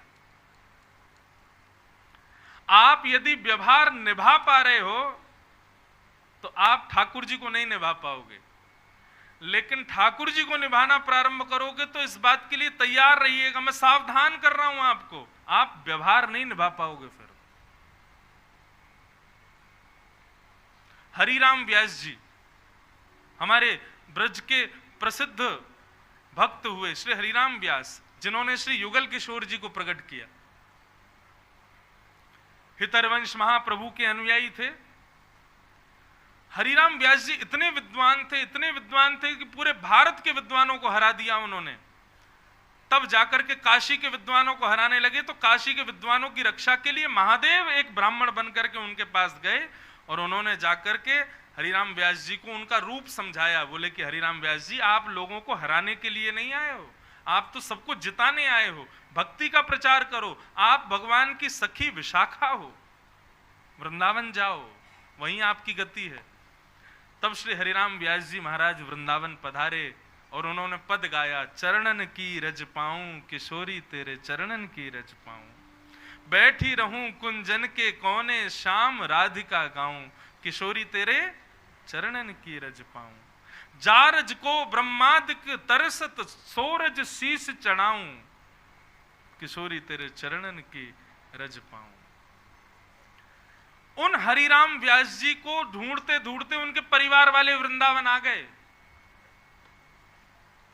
क्योंकि सब छोड़ छाड़ के चले गए वृंदावन। तो जब हरिराम व्यास जी को पता चला कि मेरे परिवार के लोग मुझको ले जाने आए हैं, तो हरिराम व्यास जी मुंह पर काली स्याही पोत करके अपना रूप बदल करके रहने लगे और ऐसी ऐसी हरकतें करने लगे। उनके परिवार वाले छुप छुप के देख रहे थे कि हमारे व्यास जी हैं, तो ऐसी ऐसी हरकतें कर रहे थे कि परिवार वाले इनको बिना योग्य जाने छोड़ के चले जाएं। तो क्या कर रहे थे, पेड़ पौधों को अपने गले से लगा रहे थे, अरे मेरी बहन तू कैसी है, दूसरे पौधे को अपने हृदय, ये मेरा भैया है, अरे ये तो मेरा चाचा, अरे ताऊ तू ठीक है, ऐसे सब लता पत्रों से बात करने लगे। घर वाले बोले कि बोल्ट ढीला हो गया है इनका। और अति तो तब हो गई जब हमारे बिहारी जी का प्रसाद सब में बांटने के बाद अंत में बिहारी जी में झाड़ू लगाने वाले मेहतरानी को दिया जाता है। तो हरिराम व्यास जी उस मेहतरानी के बगल में ही जाके बैठ गए। मेहतरानी तो भागे, अरे व्यास जी मुझसे छुपो मत। व्यास जी बोले अरे काय को बात बनावे, बैठ जाए यहीं पे। और उसी की पत्तल से भोग उठा के खाने लगे। परिवार के लोग बोले भैया ऐसा समझ लो हमारे व्यास जी तो पधार गए, इनको ले जाने से अब कोई फायदा नहीं है, चलो यहां से वापस। तभी व्यास जी को किसी ने जाके बताया, बोले कि आपके परिवार वाले चले गए। तब व्यास जी खूब नाचे, जय हो किशोरी जी, जो आपने मेरी रक्षा की। तो व्यवहार नहीं निभा पाओगे यदि श्याम सुंदर को निभाओगे तो, और यदि व्यवहार निभा रहे हो तो श्याम सुंदर नहीं निभेंगे। ये हम पहले ही चेतावनी दे रहे हैं आपको। भक्ति का पथ आसान नहीं है, बहुत कठिन है बंधुओं। इस पर चरण रखने से पहले 5 बार सोचिएगा, और 5 नहीं 100 बार सोचिएगा, क्योंकि व्यवहार के रह नहीं पाओगे फिर आप।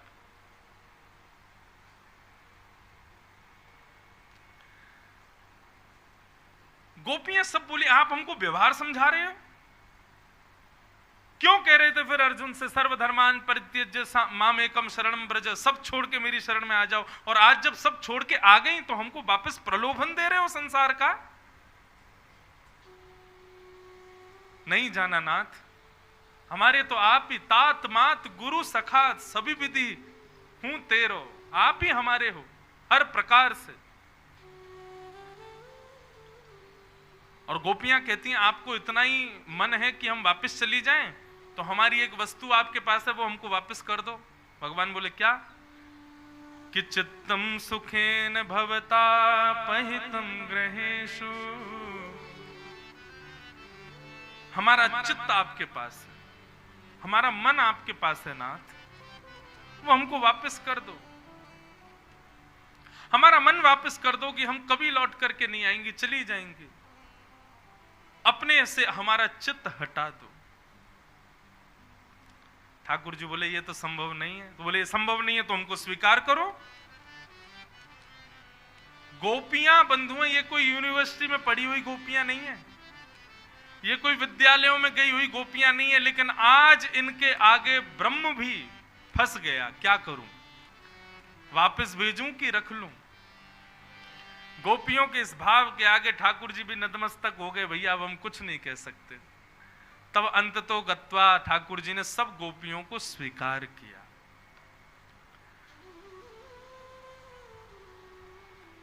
विनय पत्रिका का एक पद है। अब अचानक मन में आ रहा, अब मेरे को ये लग रहा कल तो हम चले जाएंगे, और कल 2 ही घंटे कथा है। कल सवेरे 7:30 बजे आ जाइयो भैया, 5 बजे नहा लियो, 6 बजे नाश्ता कर लियो, 7:30 बजे तक आ जाना। 8 बजे तो निश्चित आरती हो जाएगी और कथा शुरू, और 10 बजे हम आपसे विदा ले लेंगे। तो आप सब लोग कल सुबह जल्दी आ जाना।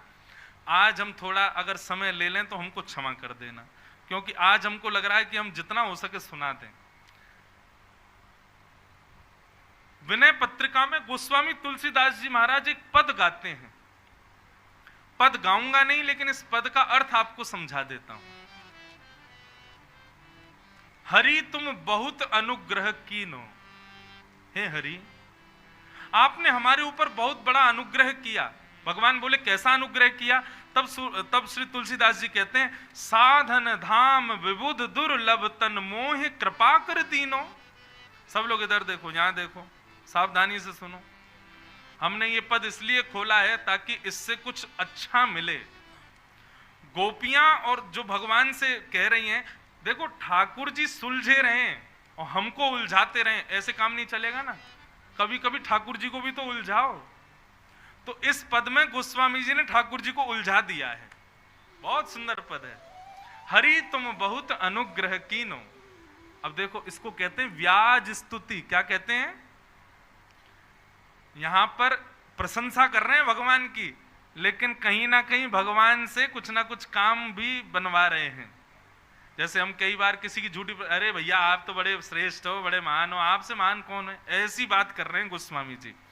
हरि तुम बहुत अनुग्रह कीनो। भगवान बोले हमने क्या अनुग्रह किया? बोले साधन धाम विबुध दुर्लभ तन मोहि कृपा कर दीनो। ये तन जिसको पाने के लिए, मानव शरीर पाने के लिए लोग इतनी तपस्या करते हैं, आपने इतनी सुलभता से मुझे दे दिया नाथ, आपने बड़ी कृपा की मेरे ऊपर। तो भगवान थोड़े मुस्कुरा गए, फूल गए, बोले अच्छा चलो कोई बात नहीं, ज्यादा प्रशंसा मत करो। गोस्वामी जी बोले आगे सुन लीजिए थोड़ा। बोले क्या? बोले कोटि हु मुख कही जात ना प्रभु के एक एक उपकार। और प्रशंसा कर रहे हैं, ठाकुर जी को चढ़ा रहे हैं ऊपर पहाड़ पे। बोले ठाकुर जी एक मुख से क्या, मैं करोड़ों मुख से भी आपकी प्रशंसा करूं, आपके अनुग्रह की कृपा की बात बताऊं तो भी नहीं कर पाऊंगा। आपने इतना अनुग्रह किया मेरे ऊपर। लेकिन नाथ तदपि नाथ कछु और मांगी हूं, दीजो परम उदार। पहले तो भगवान की बड़ी प्रशंसा कर दी, आपने सब कुछ दे दिया, लेकिन नाथ हम क्या करें, हम तो सांसारी पापी लोग हैं ना, मांगने की हमारी प्रवृत्ति जाती नहीं, हम कुछ और भी मांगना चाहते हैं। भगवान फूल तो गई हैं, अच्छा मांगो क्या चाहिए तुमको। तुलसीदास जी बोले बस अब ये फंस गए, अब मांगो इनसे। गोस्वामी जी कह रहे हैं विषयवारी मन मीन भिन्न नहीं, होत कब हो पल एक, ताते सहु विपति अति दारुण, जन्मत जोनि अनेक। गोस्वामी जी कह रहे हैं हे नाथ, विषयवारी शब्द सुनिएगा। काशी विश्वविद्यालय के लाइब्रेरी में भी एक तो हमारे वृंदावन के स्वामी हरिदास और दूसरे चित्रकूट के श्री गोस्वामी तुलसीदास, इनके शब्दों के अर्थ नहीं मिल पाएंगे। इनके शब्दों के अर्थ तो किसी संत के चरणों में ही मिलेंगे। गोस्वामी तुलसीदास जी कह रहे हैं, बोले नाथ एक कृपा और कर दीजिए। भगवान बोले बताओ क्या करना है। बोले विषय वारी, वारी कहते हैं जल को, विषय रूपी जल है। विषय किसको कहते हैं? सांसारिक प्रत्येक वस्तु जिसकी ओर हम आकर्षित हो जाते हैं उसको विषय कहते हैं। बोले प्रभु विषय रूपी जल में हमारी मन रूपी मछली घूम रही है। विषय रूपी जल में हमारी मन रूपी मछली डोल रही है, कभी कहीं जा रही है, कभी कहीं जा रही है, कभी कहीं जा रही है, कभी कहीं जा रही है। और इस मछली को विषय रूपी जल में घुमाने की वजह से हमको बार बार योनियां बदलनी पड़ती हैं। भगवान बोले हाँ बात तो सही है। ठाकुर जी कह रहे हैं तो इस विषय रूपी जल से मन को निकालो, मछली को निकालो। तब गोस्वामी जी मुस्कुरा करके कहते हैं, बोले प्रभु यही तो मांगना है। बोले क्या? बोले कृपा डोरी बनसी पद अंकुश, परम प्रेम मृदु चारो, एहि विधि वेद हरहु मेरो दुख, कौतुक राम तिहारो। ठाकुर जी जैसे नदी सरोवर के किनारे कई बार मछली पकड़ने वाला जाता है और अपनी बांस की बंशी को डालता है, उसमें एक धागा लगा होता है, उसमें एक कांटा होता है, उस कांटे को वो नदी में फेंक देता है और वो ना एक टक ऐसे ही बैठा रहता है, और जैसे ही उसको दिखता है कि उसका धागा हिला वो तुरंत उसको खींच लेता है पीछे और मछली उस कांटे में फंस करके बाहर आ जाती है। भगवान बोले हाँ बात तो सही है। तो गोस्वामी जी बोले उसी प्रकार प्रभु कृपा रूपी आपकी वो धागा, दूसरा अंकुश रूपी आपकी वो वंशी, उसको आप हमारे विषय रूपी जल में डालो। आप डालो, हम नहीं डालेंगे। आप अपनी कृपा रूपी वंशी से, कृपा रूपी उस बांस से अपनी अनुग्रह रूपी उस डोर को भीतर डालो, हमारे विषय रूपी जल में डाल करके, और प्रतीक्षा करो हमारा मन कब फंसेगा उसमें। भगवान बोले वाह हमको ही फंसा रहे हो। गोस्वामी जी कह रहे हैं मेरे बस में नहीं है इस मछली को, मन रूपी मछली को पकड़ना। हे नाथ आप ही मेरे विषय रूपी जल में अपनी कृपा रूपी डोर डाल करके प्रतीक्षा करो। मेरा मन जिस दिन आपकी कृपा रूपी रस्सी से टकरा जाए तुरंत उसको खींच करके बाहर निकाल लीजिएगा। कितनी चतुराई। मैं नहीं कर पा रहा इस मन को एकाग्र, मैं नहीं बचा पा रहा विषयों से इस मन को, आप करो ठाकुर जी। भगवान बोले अच्छा तुम बेटा बहुत चतुर हो, लेकिन ये नहीं जानते हो कि हम तुमसे भी बड़े चतुर हैं। गोस्वामी जी बोले तो बताओ आप क्या कह रहे हो? बोले हम ये कह रहे हैं विषय में डाला किसने उस मन को? तुमने, तो हम क्यों निकालें? बोले प्रभु आप बात तो बहुत सही कह रहे हो, लेकिन एक बात बताइए, विषयों का निर्माण किसने किया और इन विषयों को भोगने के लिए इंद्रियां किसने दी? इंद्रियों में विषय भोगने की इच्छा किसने प्रदान की? सब में आपका ही नाम आ जाएगा। तो इसलिए नाथ तुलसी दास यही जीव मोहि रजू, जेही बांध्यो सोई छोरे। आपने मुझे विषय में बांधा है, इसलिए आप ही मुझको छुड़ाओगे, मेरे बस की नहीं है छूटना।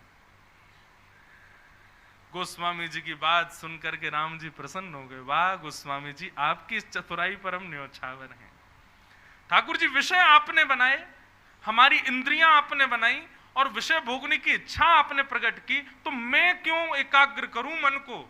आप करो, आप मेरे मन को संभालो, बस प्रतीक्षा करो, मैं किसी दिन आपकी कृपा रूपी डोरी से टकराऊं। बस अभी आप लोग जितने भी यहां बैठे हो सब टकरा ही रहे हो, लेकिन हमने ठाकुर जी से कहा ही नहीं है कि हमारे मन को खींच लेना, इसलिए खींच नहीं रहा है। एक आध के खिंच गए होंगे।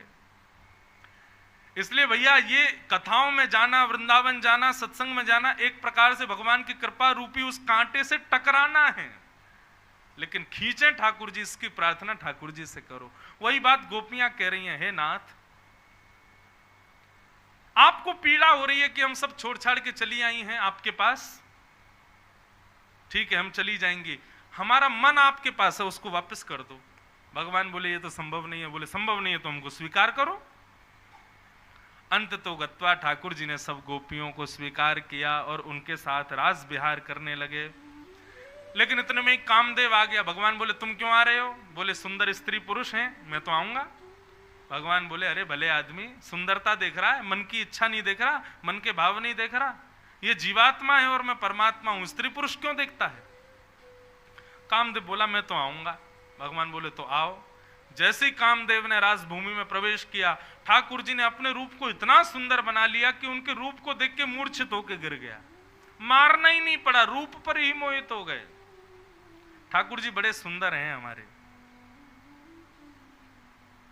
चांद सा सलोना मुख, लटे घूंघरारी हैं, भौए हैं कटीली आंखें, तिरछी कटारे, होया के मधुर रसीले वचन, हो मेरा या पे अटक गया मन। कामदेव मोहित हो गया और सब गोपियों ने भगवान को मदन मोहन नाम से उच्चारण करना प्रारंभ किया। बोलो मदन मोहन लाल की जय। जो काम को भी अपने ऊपर मोहित कर ले वो मदन मोहन। भगवान गोपियों के संग सहज हो गए, गले में गलवैयां डालने लगे। गोपियों को पसीना आए तो अपने अपने ही पटका से पोंछने लगे। गोपियों को अभिमान हो गया कि हम बड़ी सुंदर हैं, इसलिए हमारे रूप पर ठाकुर जी मोहित हो गए। ये बात जानते ही ठाकुर जी को अच्छा नहीं लगा कि इनको अभिमान हो रहा है। अभिमान जानते ही ठाकुर जी समस्त गोपियों के बीच से अंतर्ध्यान हो गए। सब गोपियां यत्र तत्र सर्वत्र खोजने लगी, लेकिन श्याम सुंदर नहीं मिले। तब यमुना पुलिन पर जाकर के गोपियों ने गोपी गीत गाया। हम लोग गंगा के पुलिन पर बैठे हैं, गंगा के तट पर बैठे हैं। जिनको गोपी गीत आता हो मेरे साथ गाइएगा, जिनको नहीं आता फोन में खोल लो, फिर भी गाओ सब लोग। गोप्य ऊचू जयति तेधिकम जन्मना ब्रजः श्रयत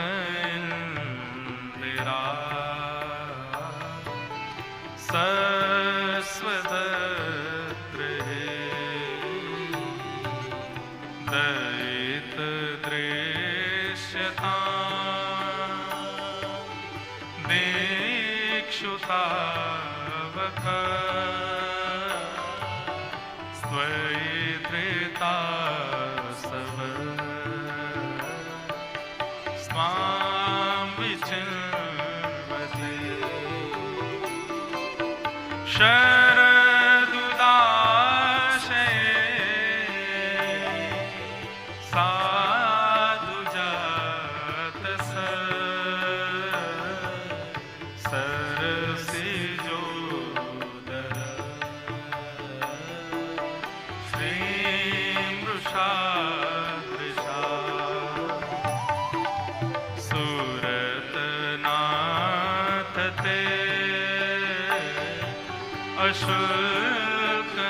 अशुल्कदासिका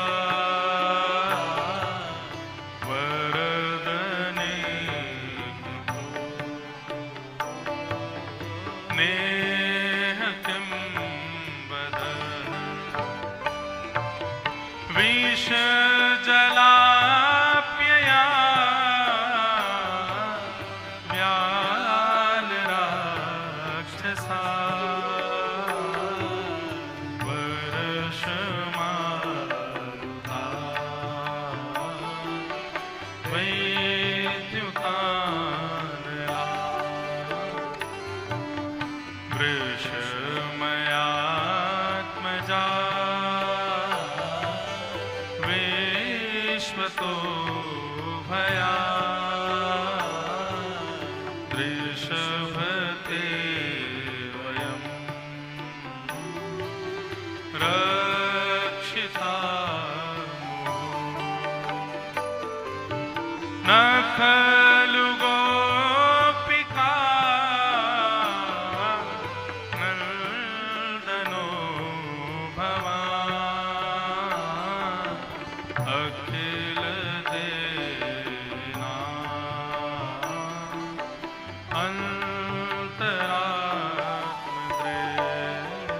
अंतरात्मदृ विघ्न सार्थितो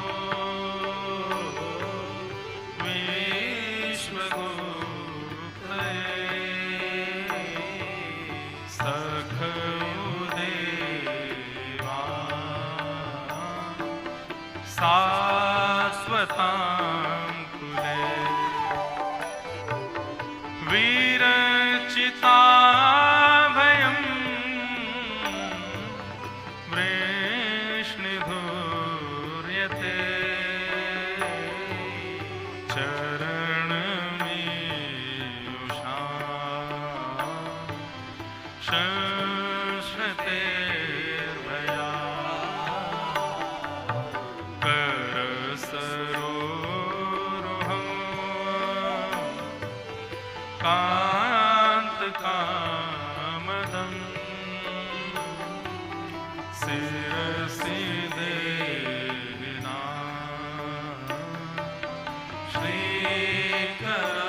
श्रीकरगृहम्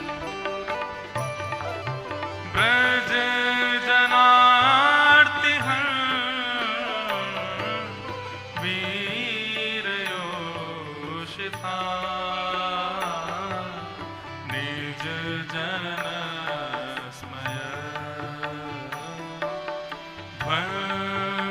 ध्वंसनस्मित भज सखे भव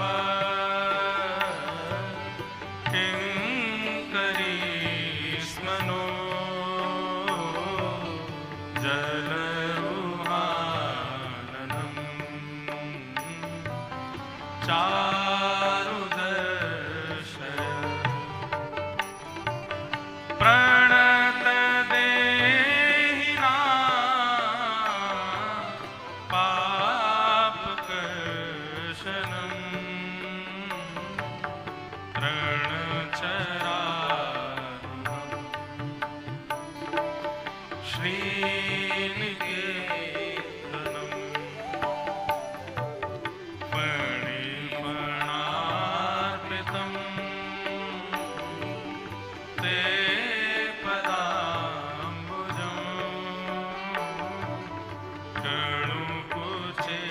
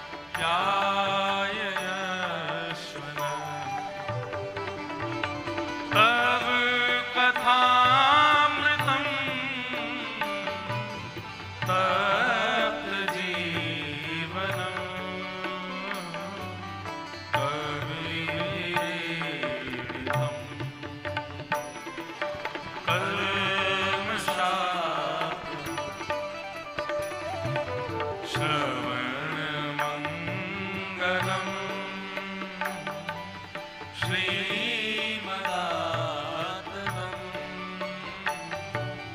भुवि गणन्ति ते भूरिदा जनाः प्रहसितं प्रिया प्रेमवीक्षणम् विहरणं च ते ध्यानमङ्गलम् रहसि संविदो या हृदये स्पृशः कुहकनो मनः शोभयन्ति चलसि यत्प्रजा चारयन् पशून् नलिनसुन्दरम् नाथ ते पदम्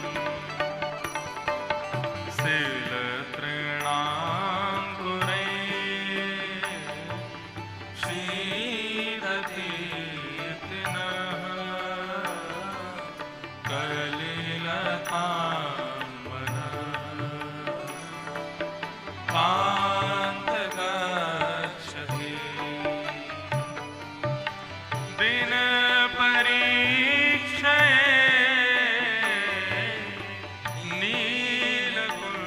नीलकुन्तलये वनरुहादनम् विप्रदावतम् घनरजस्वलम् दर्शयन् मुहुः मनसि न स्मरम् वीरयच्छसि प्रणतकामदं पद्मजार्चितं धरणिमण्डलम् ध्येयमापदे चरणपङ्कजं शतमं च ते रमणनस्तने स्वल्पयादिनम् सुरतवर्धनम् शोकनाशनम् सरितवेणुना शुष्कचुम्बितम् इतरराघवे स्मारणं नृणाम् वितरवीरन स्ते धरामृतम् अटति यद्भवान् नलिकारणम् त्रुटियो गायते पाम पश्यताम् कुटिलकुन्तलम् श्रीमुखं च ते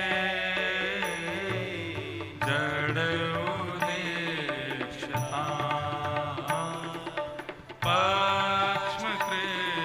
पक्ष्मकृदृशाम् पतिसुतान्वय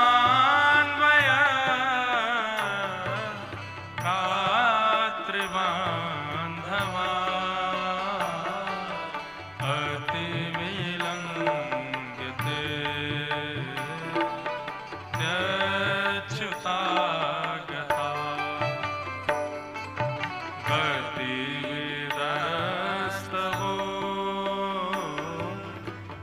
प्रीत मोहिता की तव योषिता कस्त्यजे दृशे रहसि संविदं हेक्षयोधनं प्रहसिताननं प्रेमवीक्षणम्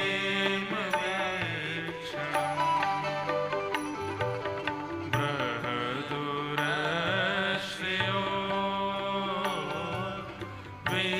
वीक्षधामते मुहुरति स्पृहा मुह्यते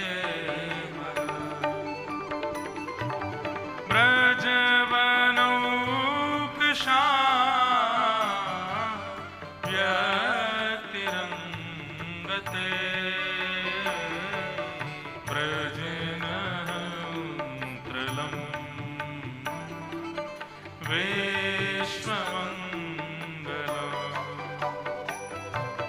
त्यजमनाचन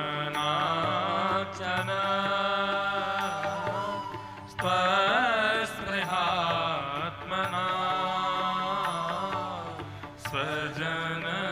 स्वजनहेतुजा यनिसूदनम् स्वजनहेत्वजा यनिसूदनम् स्वजनहेतुजा